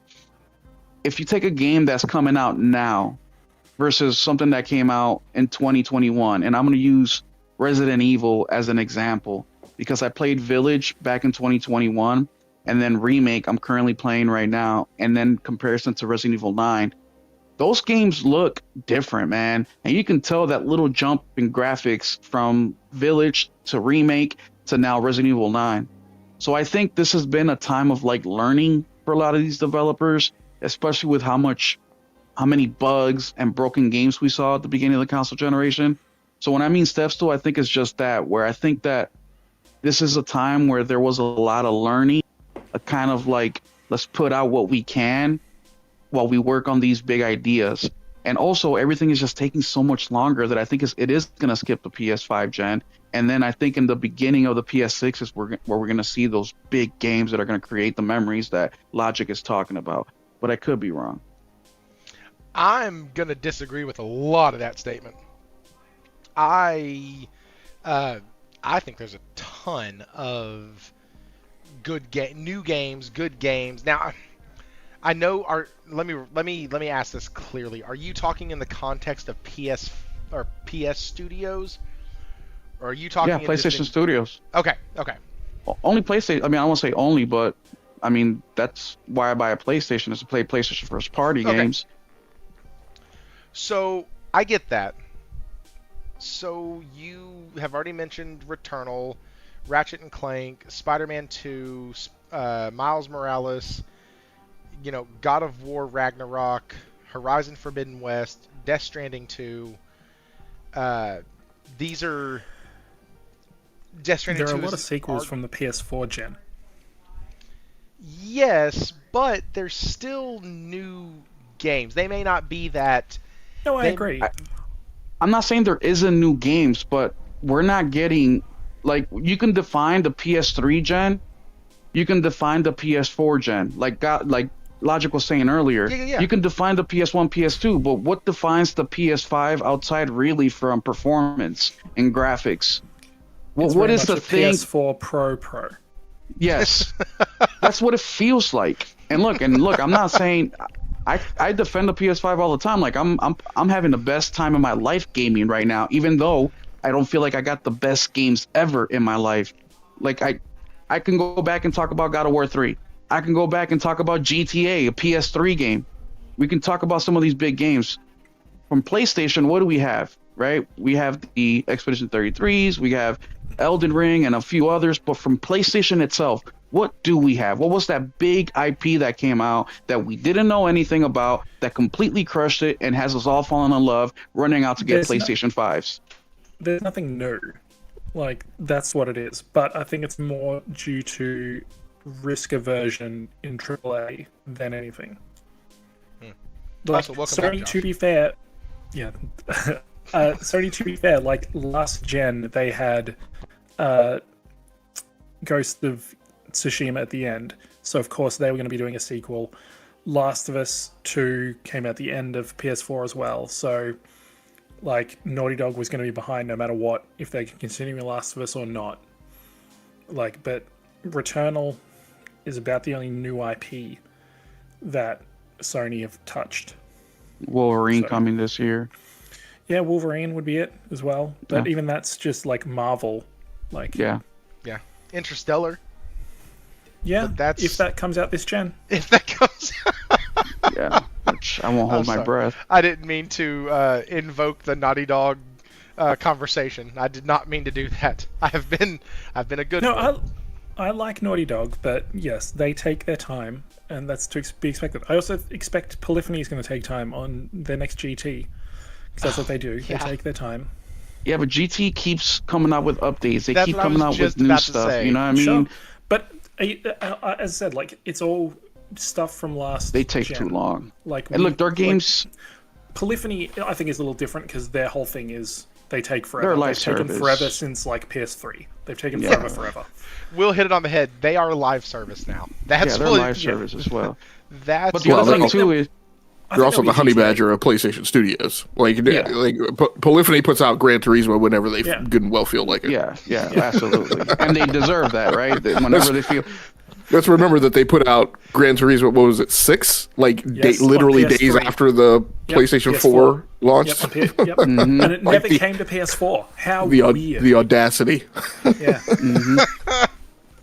and the other thing too, I'll say real quick is like we have studios, like okay, we can Naughty Dog. We know that they're beasts at what they do. I'm with Logic, mechanically, gameplay wise, Last of Us 2 is phenomenal. The story, the pacing, I have a hard time with. He didn't say pacing, he said story. I'm saying pacing as well. But like we have studios that take a long time, third-party studios. I mean, heck, CD Projekt Red took forever with Cyberpunk, right? But yeah. even they come out with games faster than I just can't understand Naughty Dog why they take this freaking long. I don't. Yeah. I Because was they can. on the. I wouldn't even say that. I mean, after That's- that last service foo-foo, I would say that if I was their manager, I'd be checking up on them weekly. Like I wouldn't just let them. I wouldn't give them the leash that's very long. The person who did look after Naughty Dog, like internally at Sony, was fired. So someone did get fired over that. So That is So true. someone did lose their job. That is true. They are gone. Okay, so let's get into the actual one of the other headlining topics for tonight before we miss it. The Final Fantasy Remake director explains why Part 3, being multi-platform, won't compromise performance. Naoki Hamaguchi says PC is considered the lead platform and even the PS5 Pro version is optimized. Yes. That's the headline to get you to click. That's not the story. So, let's take the console war shit and put it in a box real quick. And then There is no console war. exactly. And so but the headline would still make you believe that that's what they're pulling on. Like, oh, PC's the lead over PS. Who gives a shit? They need it.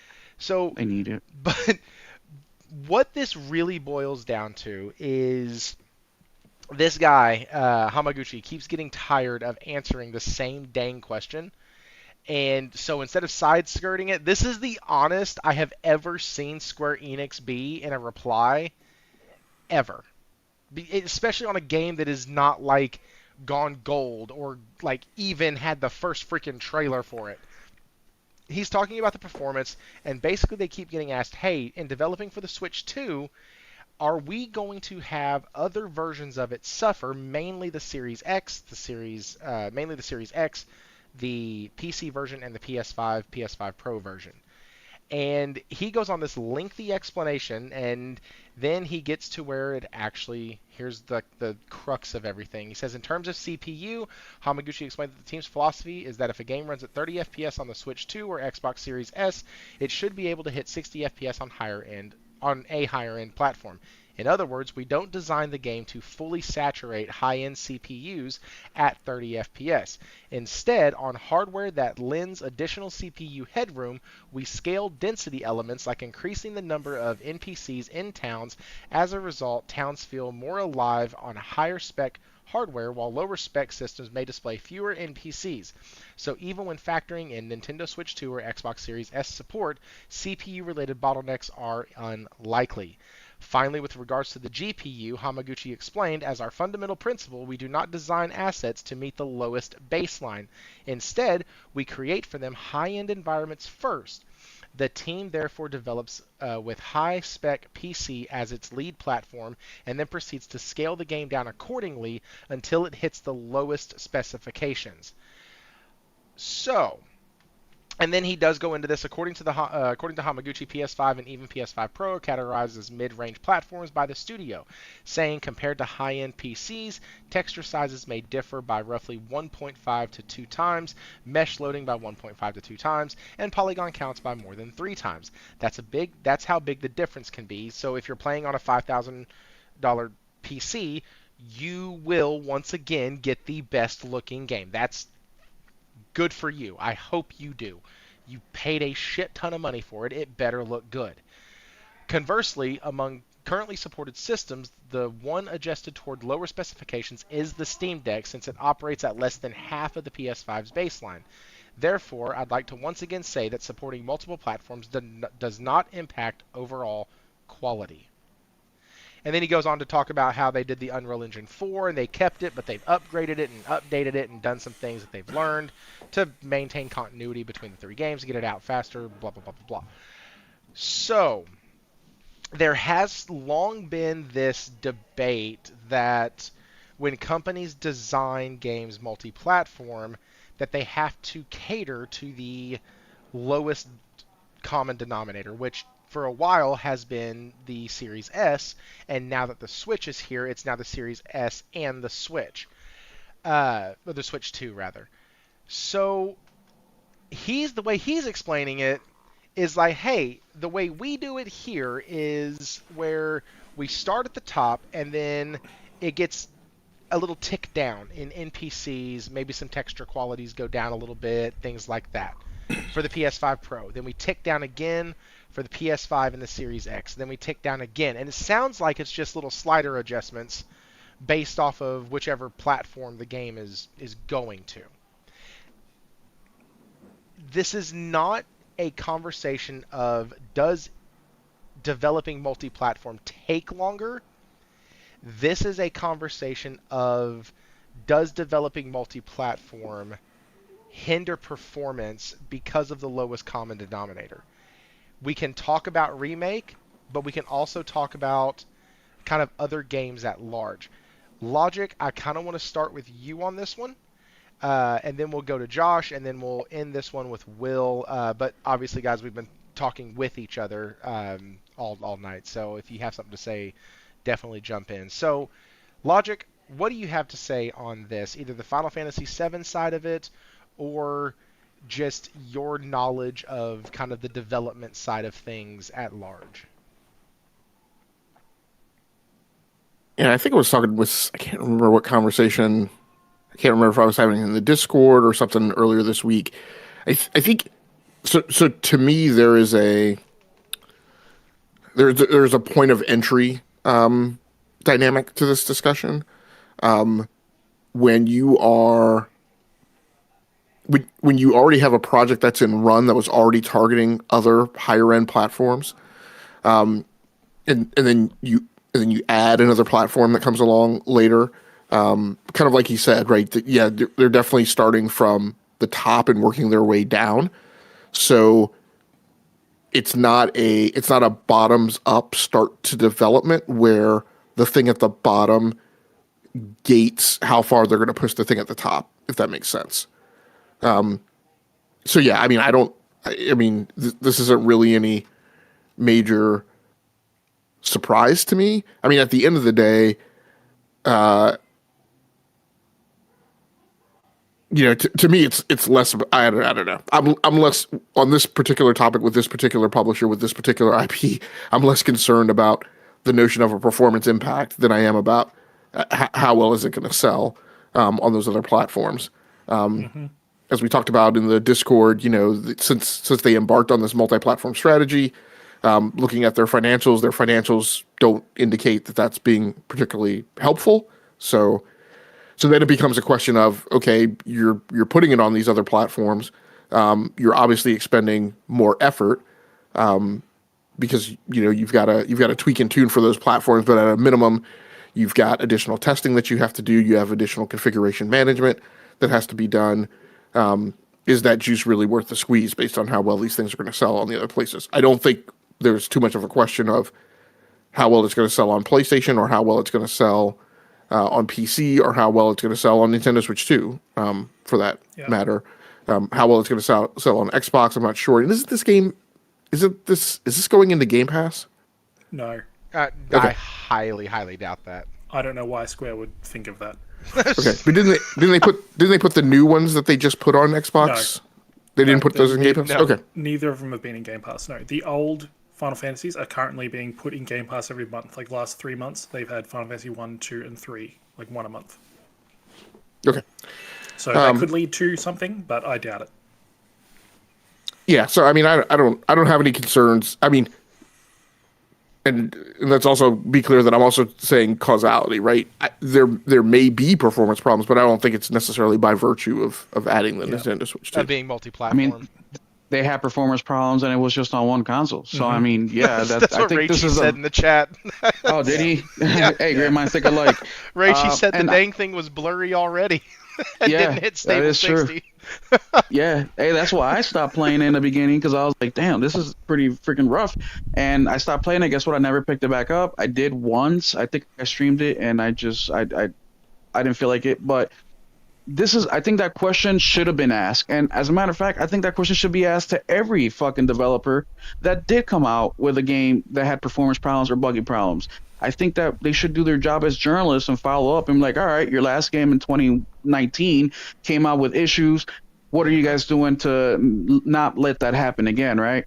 But I do also agree with Logic that should be, not that the performance is not an issue, but that shouldn't be the main issue. I don't want to sit here and act like Final Fantasy VII Rebirth was so messed up that it was unplayable. I mean, it was for a lot of people, but it wasn't like a big broken buggy mess that you could, like Cyberpunk was. But the financials, right? And I don't like talking financials as like, oh, look, my game sold better than yours because I'm a fan of it. No. When I talk about financials, it used to be, oh, a game did well, that means that we may get another one, right? Or the studio's funded, they can continue working because we like their work. And that's where I'm coming, because even though I'm not the biggest Final Fantasy fan, I know a lot of people are. And if this thing is not successful, I think that we may not get any more remakes or remasters from them. And I know that a lot of Final Fantasy guys don't want that to happen. Listen, I think if this thing's not successful, there's going to be a whole lot more shit going downhill than just just not getting another remake or remaster from them. But imagine fucking Final Fantasy IP because of this game fuck up now goes to, I don't know, Saber Interactive or something. You know what I mean? Or they tried to have CyberConnect 2 make remake. Like, that wouldn't blow my mind. Yeah. Jeez, I didn't know they were that fucking retarded. Okay, never mind. Yeah, so the way Remake worked was they had sent it out for CyberConnect to do. Yanked that shit back from them, took it all in-house. They shut said all the it wasn't doors. good quality.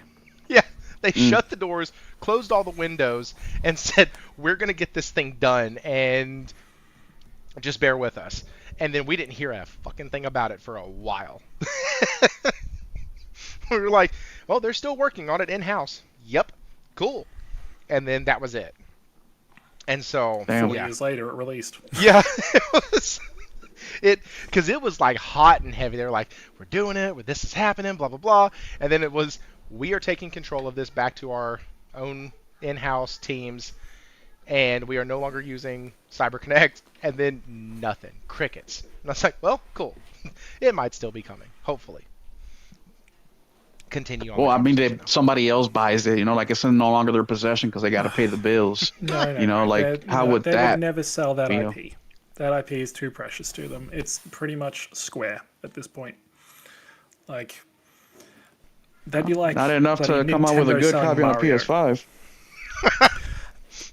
To each their own. There's no level of performance problem that would not have me play this day one. Well, sure. At all. Like, Josh, you and I are there. If somebody says it crashes your PS5, I'm still trying it. Yeah. But they need more than you guys because you guys aren't paying the bills right. I agree. They need more than us. I do think that's true. That multi-platform isn't the answer to that. And I question if...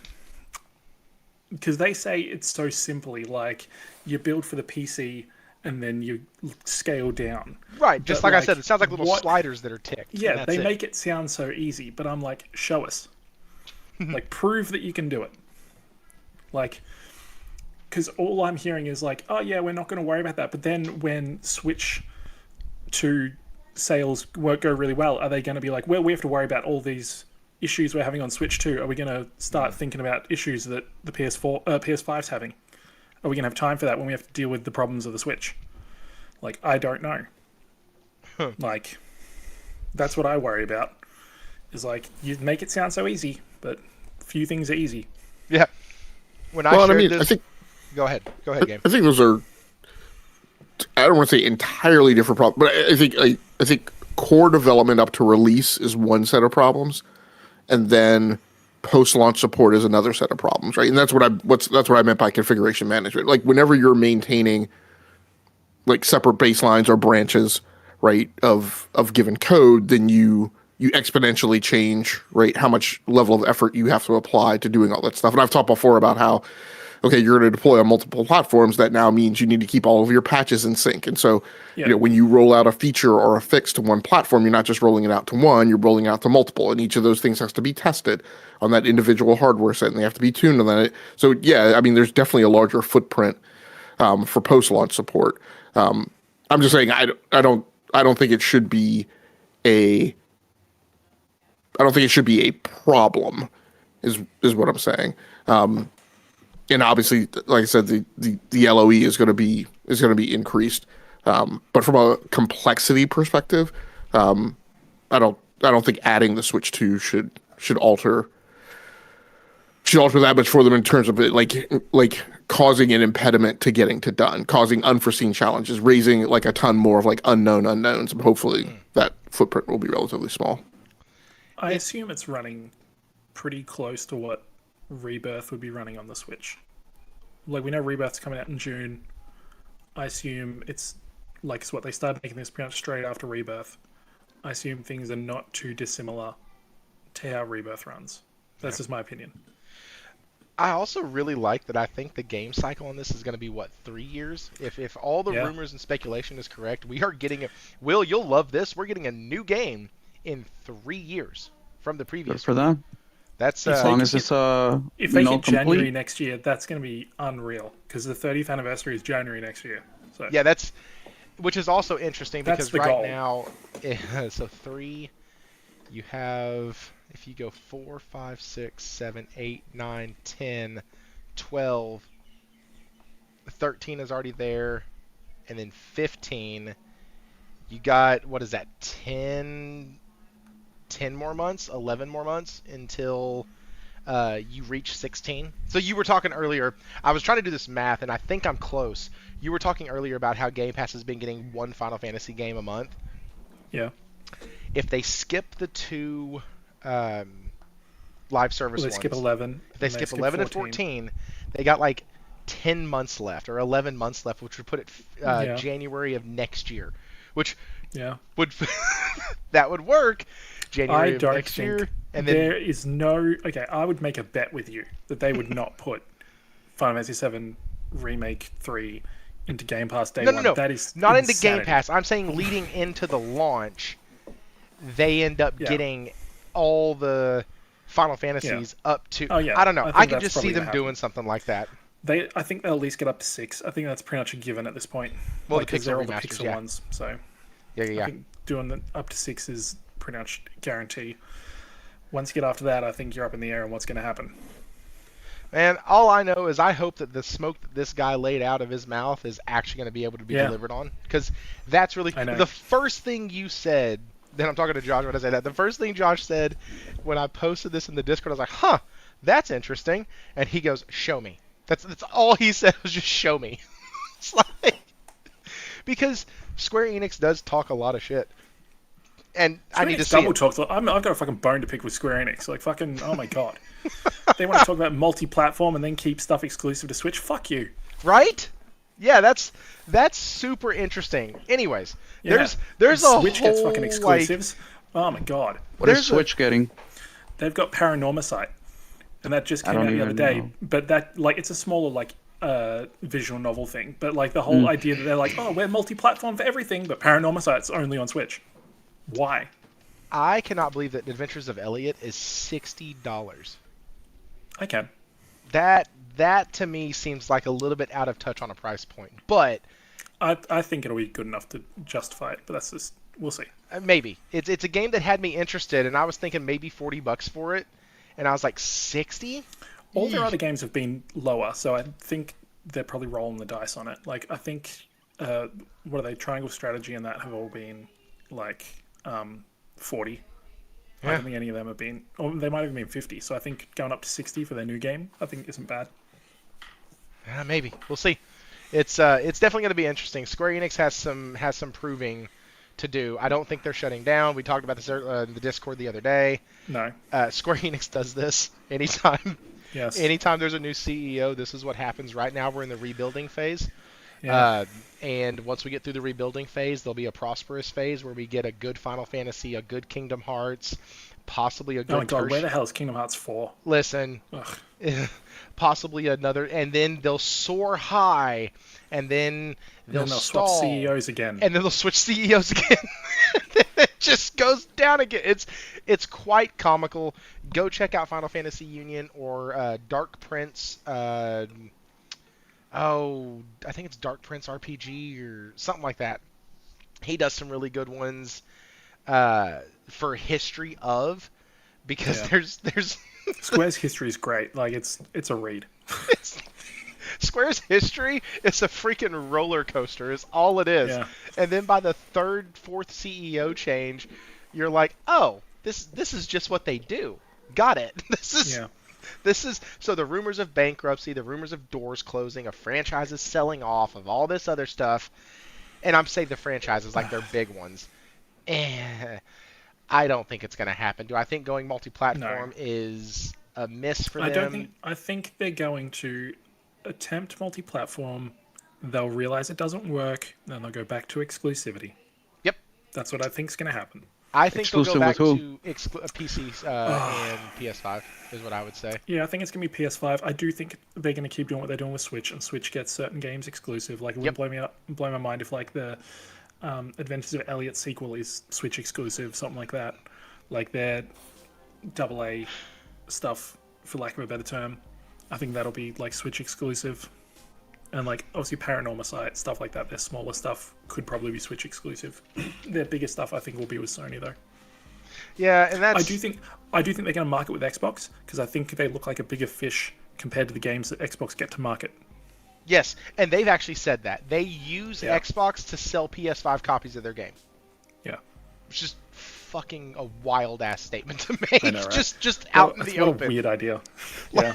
They said it so proudly. It's so strange. They're like, yeah, Xbox is... We don't actually want to sell games there. We use them for the marketing.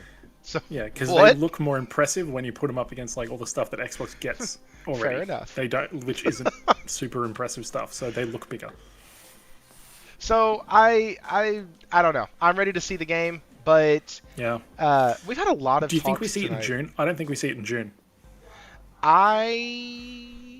Let's see. June is the. June is Summer Games Fest, but Square doesn't announce stuff at Summer Games Fest. Yeah, no. Like, I think it would they be normally at the have their Tokyo own Game thing. Show, or it would be. I don't think we're waiting that long. Or because that's in September. If they're hitting January, which I think they're trying to, I don't think we see it at Tokyo Game Show. I think we see it before that. You're right. We would have to. Maybe its own state of because they're trying to do. No, that's what I'm saying. I'm pretty sure it's going to be with Xbox at something. I don't know where. Oh, you think they're going to go full bore and go like an Yeah, I Xbox? think so. Hey, listen. That's fine. If it wasn't a state of play, like that would have been the place to put it. Would have been that state of play. Well, that's true. Okay, so let's come over here and we'll end tonight on this. Real quick though, I do want to point out if you are having issues trying to decide what leaker you should actually be what's up, Jess? What leaker you should actually be listening to? There was an article today that talked about the Chrono Trigger remake right here. Okay, remake in development from February 2018. They have a rumor assessments, probable, blah, blah, blah, blah, blah. This is from leaker, I will remember his name. We've heard about this remake for like 4 years. But this is a new one from, let's see, he's a 50-50 guy, John Harker. And this Icon Era puts him as Tier 3, 50-50. So, from now on, when I bring a leak into the gaming den, I'm going to put on which tier this person is, so we know kind of how much bullshit we can kind of weed out from this. And Can we keep track of all these people so we have a chart of all of them where they all fall in credibility? I'm doing this for sheer fun. That's it. Yeah, I would also like to cite my my protest on the record that I do not agree with that tier ranking, by the way. It's just for fun. Just for fun. It was a joke. So Can we make our own tier? I was looking at it because they mentioned his name in this for Chrono Trigger, and I was like, I've never even heard of this guy. How good is his track record? And then I saw that, and I was like, wait, there is actually people who are ranking this shit? But do they count people who do, like, fucking Nate the Hater, where the fucking he's like, there's going to be a state of play in February? It's like, yeah, because the last 3 state of plays have been in February. February. Like, did you use that logic? I was still right. But no, so this is not what I wanted to cover. I did want to put some humor in there, though, about the ranking system, because I thought that was funny as hell. We need our own ranking system. There was a ranking system. Actually, no, what I wanted to cover was Sony plans to minimize PS5 hardware price increases by focusing on monetizing existing install base. Sure. That means us. Yeah. And combine this with the fact that you can, I think it's gone live, or it's going to go live sometime this year. They're trying to get you to rent a PS5, which is... It's in the UK. Okay. It's been out for a little while. They've only just talked about it. But yes, I was reading people say that it's been around for a little bit. We've had it here for a little bit too. Okay, so it's £10 a month. And that's, I think, about what? $14 US, I think. Something like that, yeah. And so let's just round off easy numbers. $15 a month. It's a 36-month lease. And at the end of that lease... There are different plans that are a bit different, but yeah. Okay, so there's different because there's plans. 3 levels of it. So yeah, like And are I all think if you do it for three 12 months, but they're all like rationed out to be like, so if you do it for 36 months, it's for helping with the money, it's $15. But if you do it for 24, it's 20. If you do it for 12, it's like 25. So stuff like that. So it gets a bit higher if the lease is shorter. So what's very interesting in this is what was just described by Josh is nothing more than an automotive lease. That's it. Yeah, You get the vehicle, you can have a 2 year or 24 correct. month lease or a 36-month lease. 36-month lease is going to be about a 212 back when I sold cars, about a $200 a month payment on a pretty decently loaded vehicle, and then your 36 or your 24-month lease would usually be a little bit higher than that because you were going to have it for less time, you were less locked in, less likely to have positive equity built up in it by the end. Anyways, that's neither here nor there. Moving forward with this conversation, when you do this, this is not a lease option to buy. There is No. no You sales give it rep. back at the end, yeah. Yeah, there's no sales rep coming back and saying, "Hey, we would like to offer you this PS5 for $200 flat and it's yours." Which is the difference between the one here and that one. Is the one here is that you pay it off and then it's yours. So Oh. it's a little different. Oh, okay, well, Like the see. one that's the one we have here is, yeah, you pay it off like over 24, 36 months and then it's yours. There are two sides to this. One side, I think it's the dumbest thing I've ever seen. It's stupid.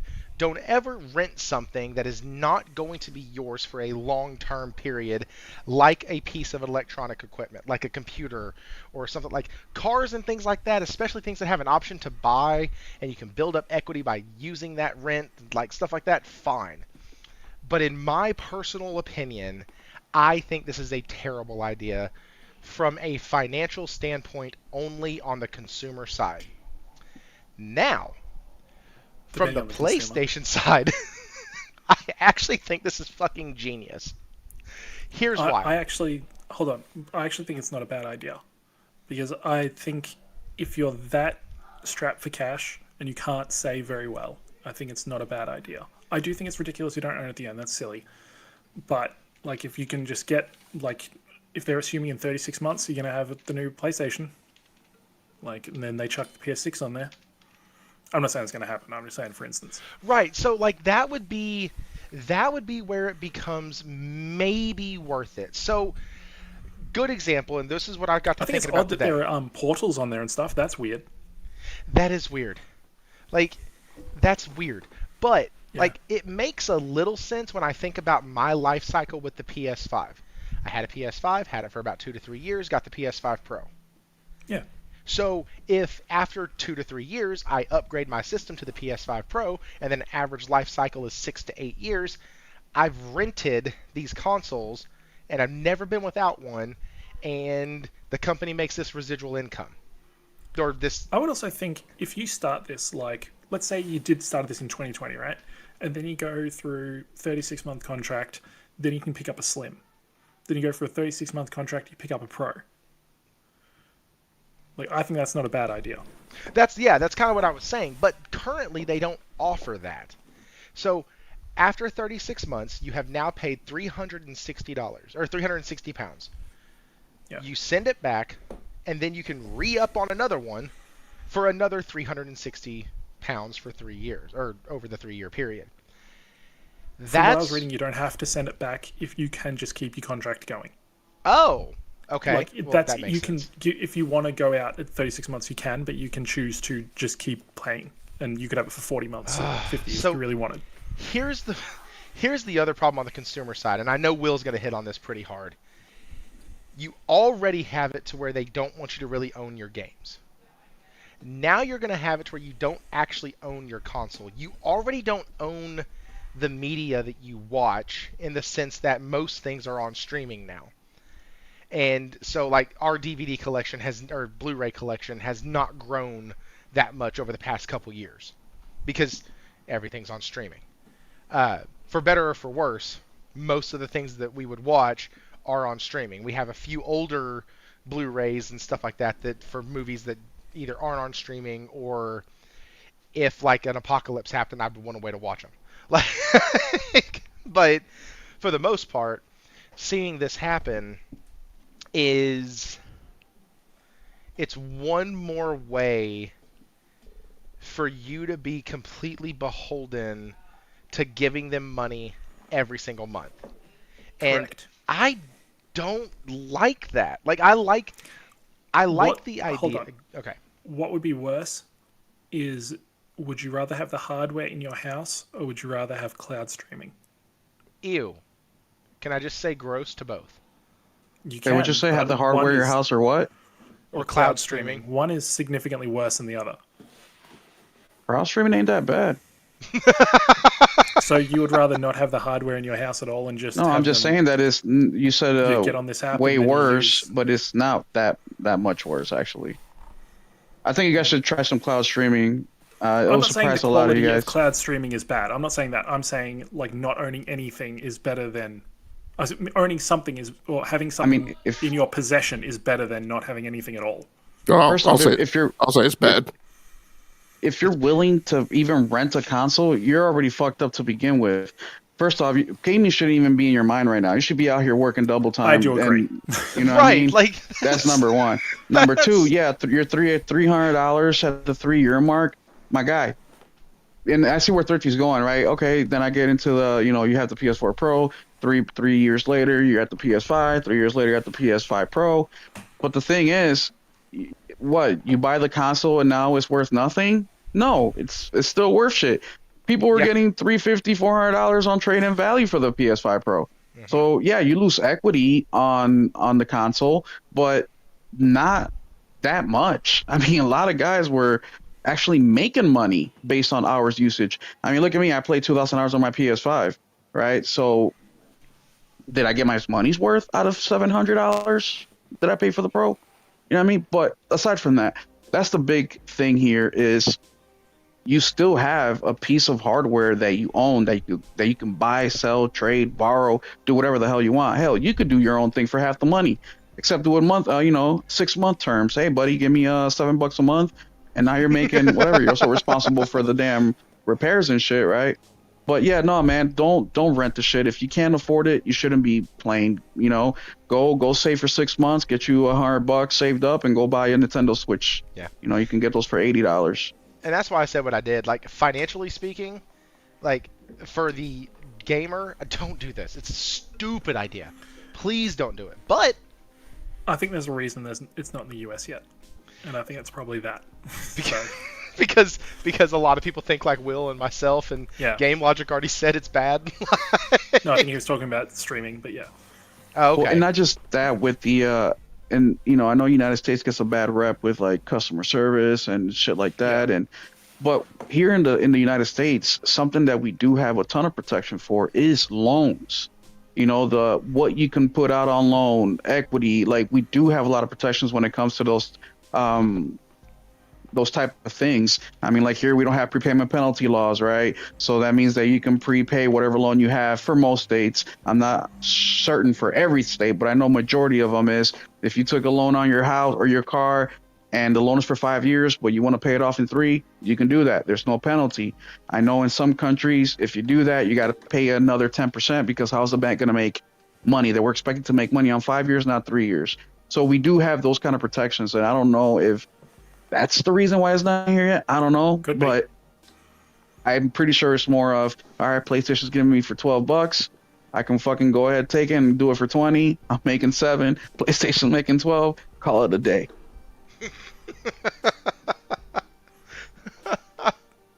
Like, there are other ways to get a PS5 if you really want. Like, I got a second Slim last year, and I bought with a Afterpay, whatever it is, like, I think you guys call it Klarna over there. Like, how you do it in 4 payments. Yeah. Yeah. Like, so I just did that on a Slim. Because my partner wanted one, like, the next day. So I'm like, okay. Yeah, and so, Logic, you haven't spoke much on this. So what are your thoughts on the whole renting of a console? I mean, they're probably a little controversial. Yes, first of all, me personally, I would never recommend that anyone do this. Like Will said, with regards to all of these things, I always say you may have to learn delayed gratification, but spend the time, earning the money, earmark it, tuck it away in a savings account, right, and then go do the thing when you can afford to. That all being said, I'm not sure. Maybe I didn't entirely hear some of your guys' comments, but America is one of the most credit intensive consumer bases in the world. Like, we buy stuff on credit all the time.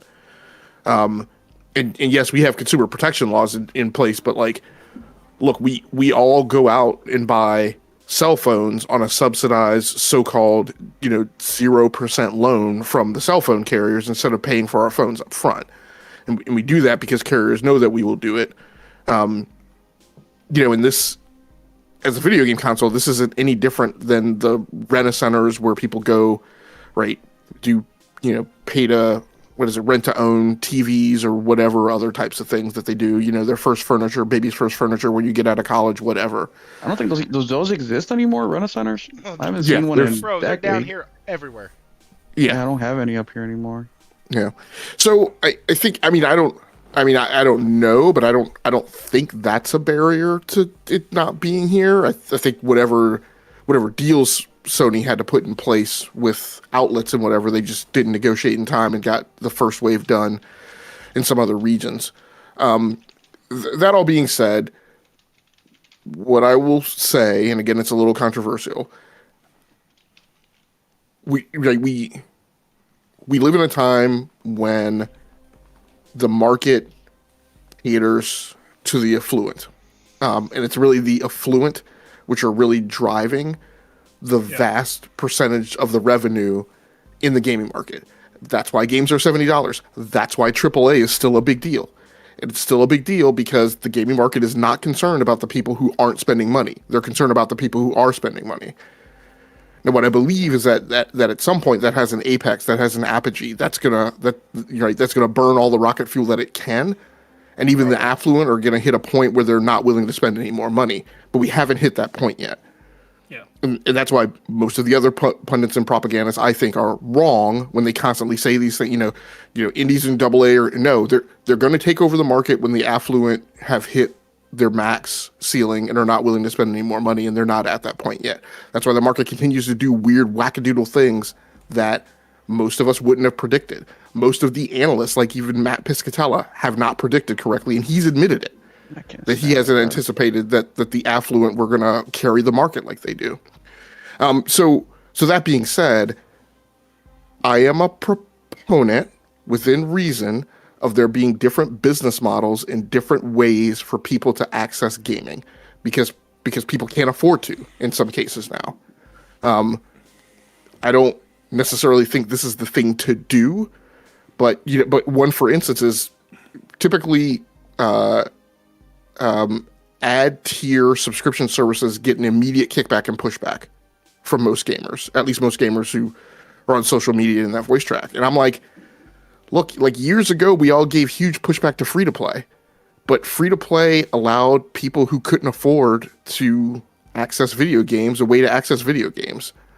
So I don't know what the answers are for all the business models, but I am a proponent of there being different ways for people to access video games at lower access point costs, so that people can experience those things and hopefully gain an interest in, technical fields and STEM fields, and, feed an interest in consumer electronics and software programming and other things like that. So, maybe they can go off and do other things in their lives. Let them try. Can't hurt. Hey, Dave and Buster's, you can, $20, you can play video games for a couple hours. You know what I mean? The reason I'm so against it is because, you're spending, time is money, right? Time is the most valuable thing in the world. I've been poor more than I've had money more in my life, or longer than I have in my life. It wasn't until my adulthood, when I tell people that in my 30s is the first time in my life that I was able to get multiple consoles, they're shocked, right? The first collector's anything, video game, controller, anything was in 28, 29 years old. All right. I work towards that. Now, I think that renting the console is going to do more damage than good. It's not my responsibility to decide for that person. It's just like if you want to do drugs, then do drugs. So it's your thing.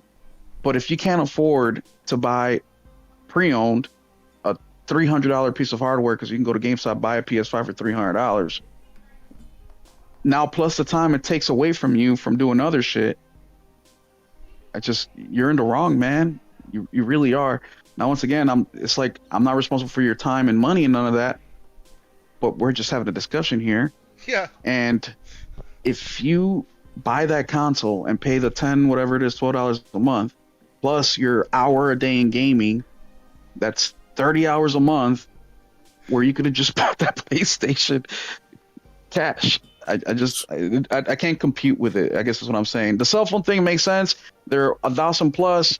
There's, these phone companies, they make a killing, right? Exchange yours in for the new. There's components in there that they're making a killing of and whatever. But a $300 thing, I don't know. So and that's where I'm trying to draw an equivalency. Like I don't hardcore disagree. Like so from a personal sentiment of like, would I do? I absolutely agree with you. Yeah, from a personal sentiment of like, I wouldn't do this. The people who are like within 2 or 3 like friendship connection points of me, absolutely I would. But by the same token, right? But the flip side of that is, I would also tell people don't take an interest-free loan from the cell phone carrier for a 3-year contract that locks you in and says that your phone can't be unlocked and you can't leave for 3 years, right? I would tell you not to do that. I would tell you if you do have to do it, then do it, but pay the phone off as soon as possible and pay it right in less time than the 3 years, right? But like you said, I can't make that choice for everyone, and I would probably argue, for a lot of people, well, I'd rather you have access to a cell phone in the first place than not be able to afford to get into it at all. So I'm just leaving a little wiggle room for grace to try and not be, a hypocrite. I get it. Yeah.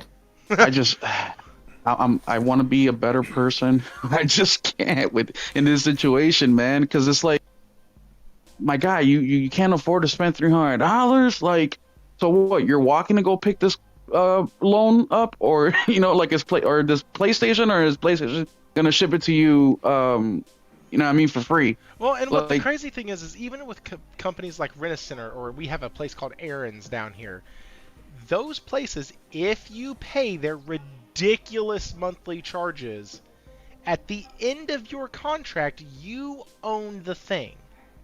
It's that's what. Also, with the cell phones, where's my phone? Oh, my phone's on the charger. Once I think it's done it like August of this year. Once it gets to August of this year, that phone is 100% mine. It's paid off, yeah. Done. This is completely different in the sense that you are literally just renting it. Couple things on Sony's side, I can't believe after seeing people crack open PS5s and PS5 Pros at like repair shops that they post like their videos of and everything, I wouldn't want to rent out a console to people for 3 years knowing how well people don't take care of it even when they paid their own hard-earned money all at once for it versus somebody who's just renting it for $10. When you return it, Sony sells it as refurbished or whatever they are. That's gross. I didn't say it's good. I'm just saying. Sorry, I've seen the level of cockroach shit that's in people's PlayStations. No, I get it. And I'm out. I wouldn't do it either. Like, but I'm just saying, like, it gives Sony a way to get refurbished consoles. No, and I think you're right there. I think that is my problem. I didn't say that. I think it's the ownership part of it. Is if you can't afford the console straight up and you are renting it, you're still responsible for the $550 that console is worth. You know what I mean? So if you can't afford it and you rent it, but let's say your baby, throws a bottle and now that thing broke, how are you going to pay that console back? You could barely afford to buy it outright for $300.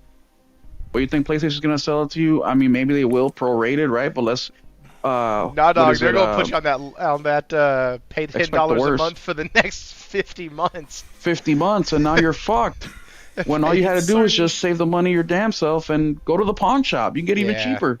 You mentioned before about Sony having to raise prices on other things to Yeah. cover the RAM stuff. If this is one of their ways to stop that, then why not give it a shot? Yeah, I mean, like I said, from a business side, I understand why they're doing it. Everything is going to a bite-sized payment market.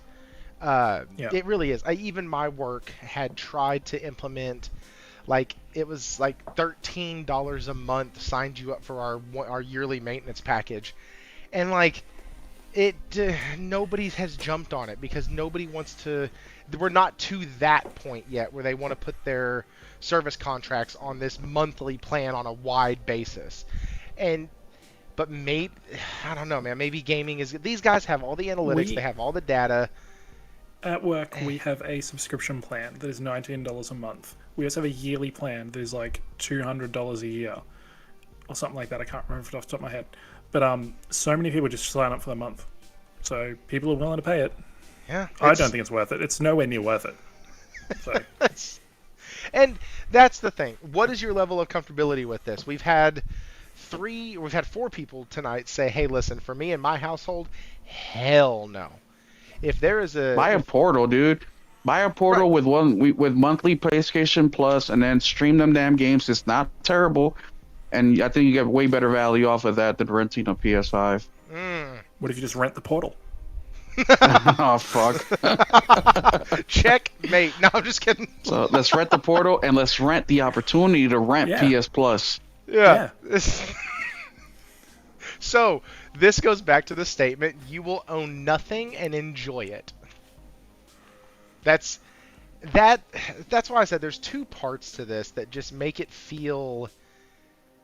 I understand. Like I said, I understand why they're doing it. I understand that this is a new revenue. Let me ask stream. you guys: if PlayStation came to you and said, "All right, guys, so this is what we're gonna do. You pay me a monthly subscription, whatever the number is. do. I don't know. Let's just say, let's just say $20 a month.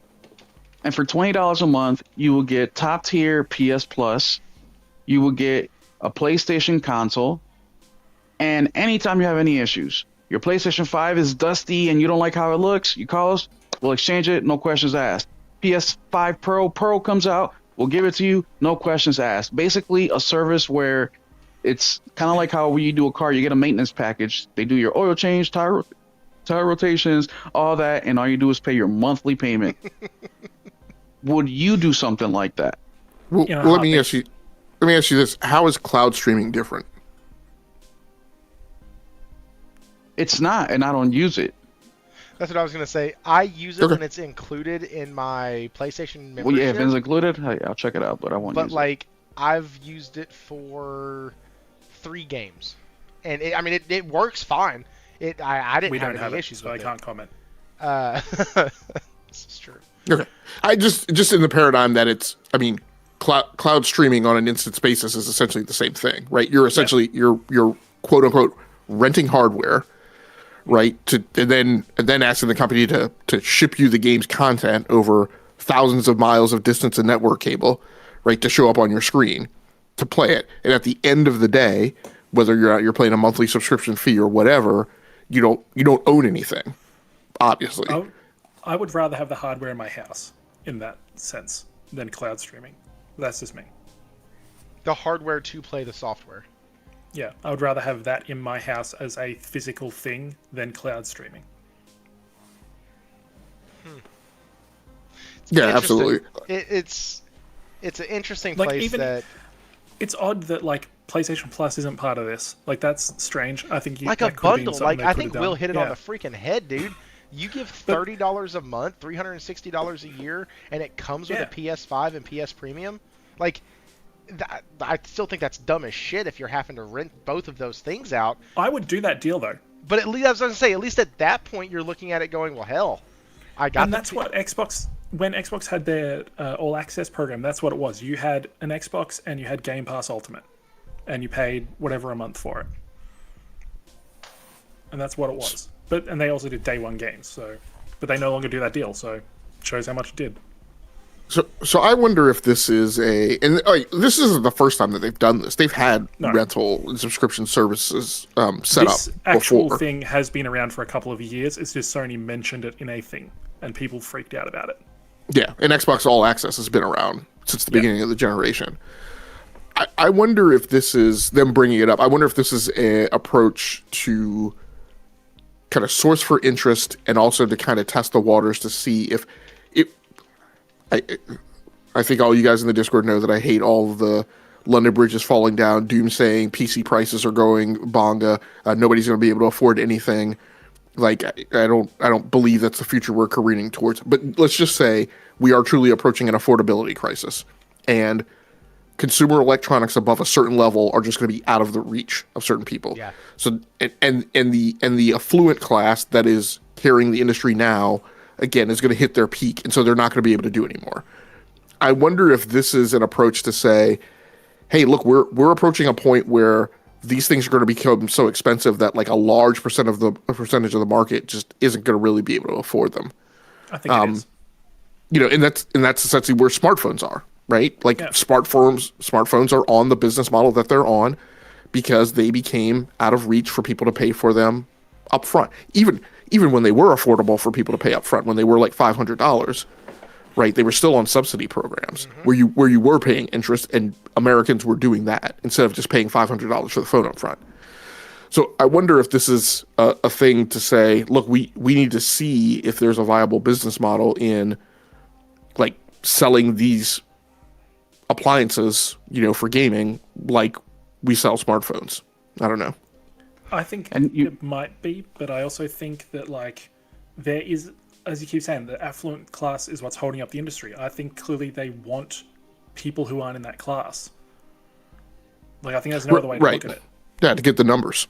Yeah. You make a good point. Well, and let me say this one thing too. Remember when the PS5 Pro came out? Everybody was like, damn, $750 is a lot of money.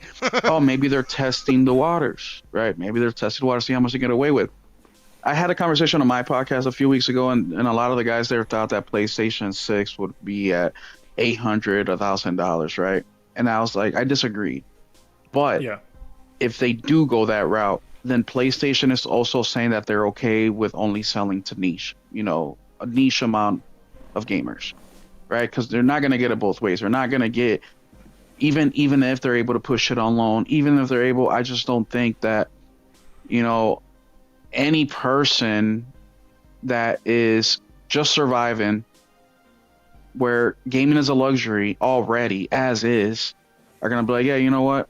We're going to do this thing in mass. Phones are different because we need communication, and even then, I think it's ridiculous. I'm perfectly fine with a $70 phone from Walmart, right? But a video game console, like, this isn't a cell phone. This isn't a car. This isn't, heck, it's not even a TV. I think even with TVs, you may be able to get away with that. But a console, I just don't see a business model that can sustain itself in the amounts that they would need to for it to be successful. I think, because the end thing is going to be these people get these consoles and they're buying games. That's the end goal. If that was the end goal, PlayStation Plus. If that was the end goal, and I thought that too, right? When we talked earlier about when the financials, I said, well, I normally don't care about financials because the old way of thinking is if the game sells well, then they'll make another one. Or the studio will stay alive where they can continue working. I love the studio. We are now in a generation where they don't lose money on consoles anymore.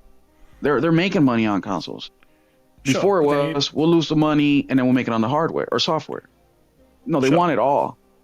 No, so I don't know if that's real anymore. If instead of putting games up to $90, which I think I'd probably be okay paying for certain games, but I definitely wouldn't buy everything at $90. Like, if they put it up to 90, like, if they're doing this to get more people in to buy games at 40 or 50, then are currently buying them at 40 or 50, then I think that's a good offset, in my opinion, to not have to do something else drastic that could have more waves than this. I think they need to just I think they need to man up, man. I really do. I think that they need to stop looking at the consumer for a way out for everything. They've done that with the price hikes the last couple of times with the console. They did that with the price hikes for the video games every so often. That I can understand because, of course, cost goes up. But every little thing is we got to charge it to the customers, all while they're record-breaking profits. 2025 was the most money PlayStation ever made in their history, ever, with the least amount of first-party production. To be the I most get amount of money that. they made it every year in history. But there's going to have to be some give and take here because the consumer don't can't wanna do keep that. up. Yeah, they Well, give of it, course. we take it. That's how that's... Yeah. Well, that's where the numbers are going to start to fall off because at the end of that's the where I day, think- people aren't going to want to Yeah. rent this shit for $15 Sure, or but whatever that's what I'm the saying. amount Like, is. if instead of having to jack up the prices somewhere else onto like the consumer, you raise the bottom bar of the consumers. Instead of, as Logic says, the affluent, you have people who are not affluent. Like, if you buy one of these things and you get this sub thing for 12 months, 36 months, whatever it is, then you're not just going to play Fortnite. Or maybe you are, and you're just going to spend $5 a month Or- on Fortnite. Crazy idea, Josh. Crazy idea. Revolutionary. How about you walk into Naughty Dog, you say, you don't need 15 writers, you need 5, everybody else is fired. Manage your studios correctly, come out with a great product, manage your costs effectively, and you'll make fucking even more money than you can. But the problem is the mismanagement of the video game industry is so high, they're spending so much money, and once again, they blame it on us. They come out with subpar product, and it's our problem because we don't buy it. So now they're charging us more for the same fucking shit. And it's not going to fix anything. All it does is pad shit for the near future. Long term, it's not going to work out. Now, if they keep coming up with creative ideas where, okay, we're going to add another service, then maybe. But if they're just trying to take the same shit they have, but divvy it up in a different way, it's not going to work. And I get what you're saying, right? Well, instead of charging them 70, we'll charge them 40 and we'll make it, we'll do it this way. So the money's just funneling in a different way. I understand that, but the video game industry has a big mismanagement problem. They're hiring people. They're not using them correctly. These budgets are blown up. They're spending double the amount that they paid to make the game in marketing, and they're still failing. I think they need to work on that first. It's like I told the CEO of my company just last week in our meeting. We sell apples. I want to sell oranges. I want to sell pears. But what we haven't done yet is we haven't maximized the market that buys apples. So how about we focus on that, and instead of jumping to pears right away, we sell slices of pears to see how they react instead of going all in on pears and then that fails and now we got to rely on apples.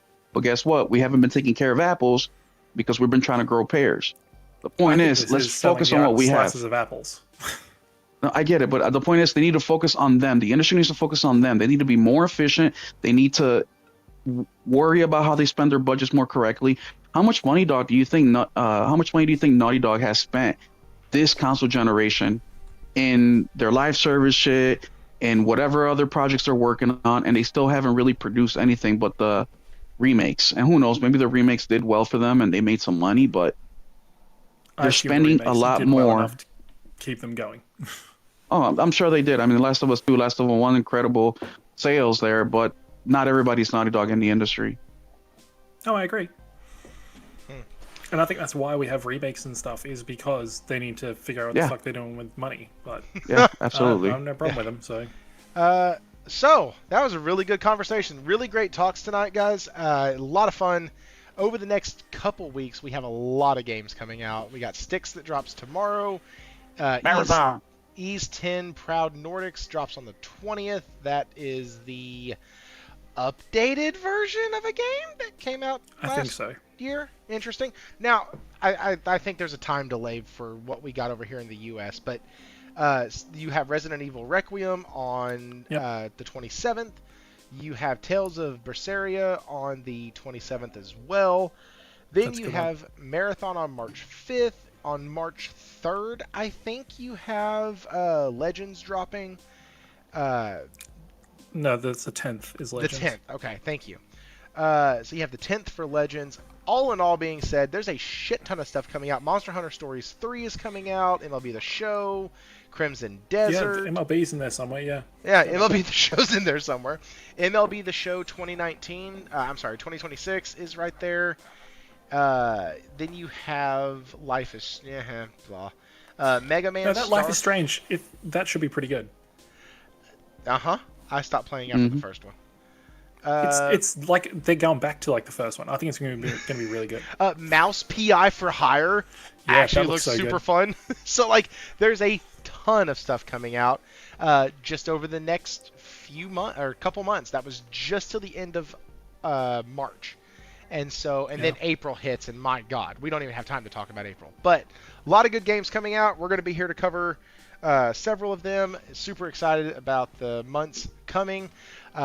Next week, before I get to that, we have a huge panel tonight. Thank y'all so much for showing up. We'll go. Let's do bottom up again. Will 777JP, where can the good people find you?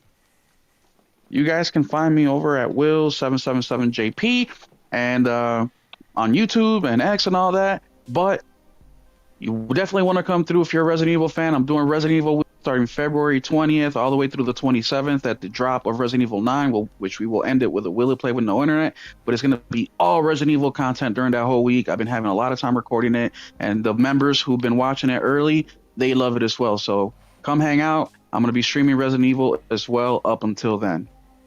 Heck yeah. Guys, all of his links are in the description below.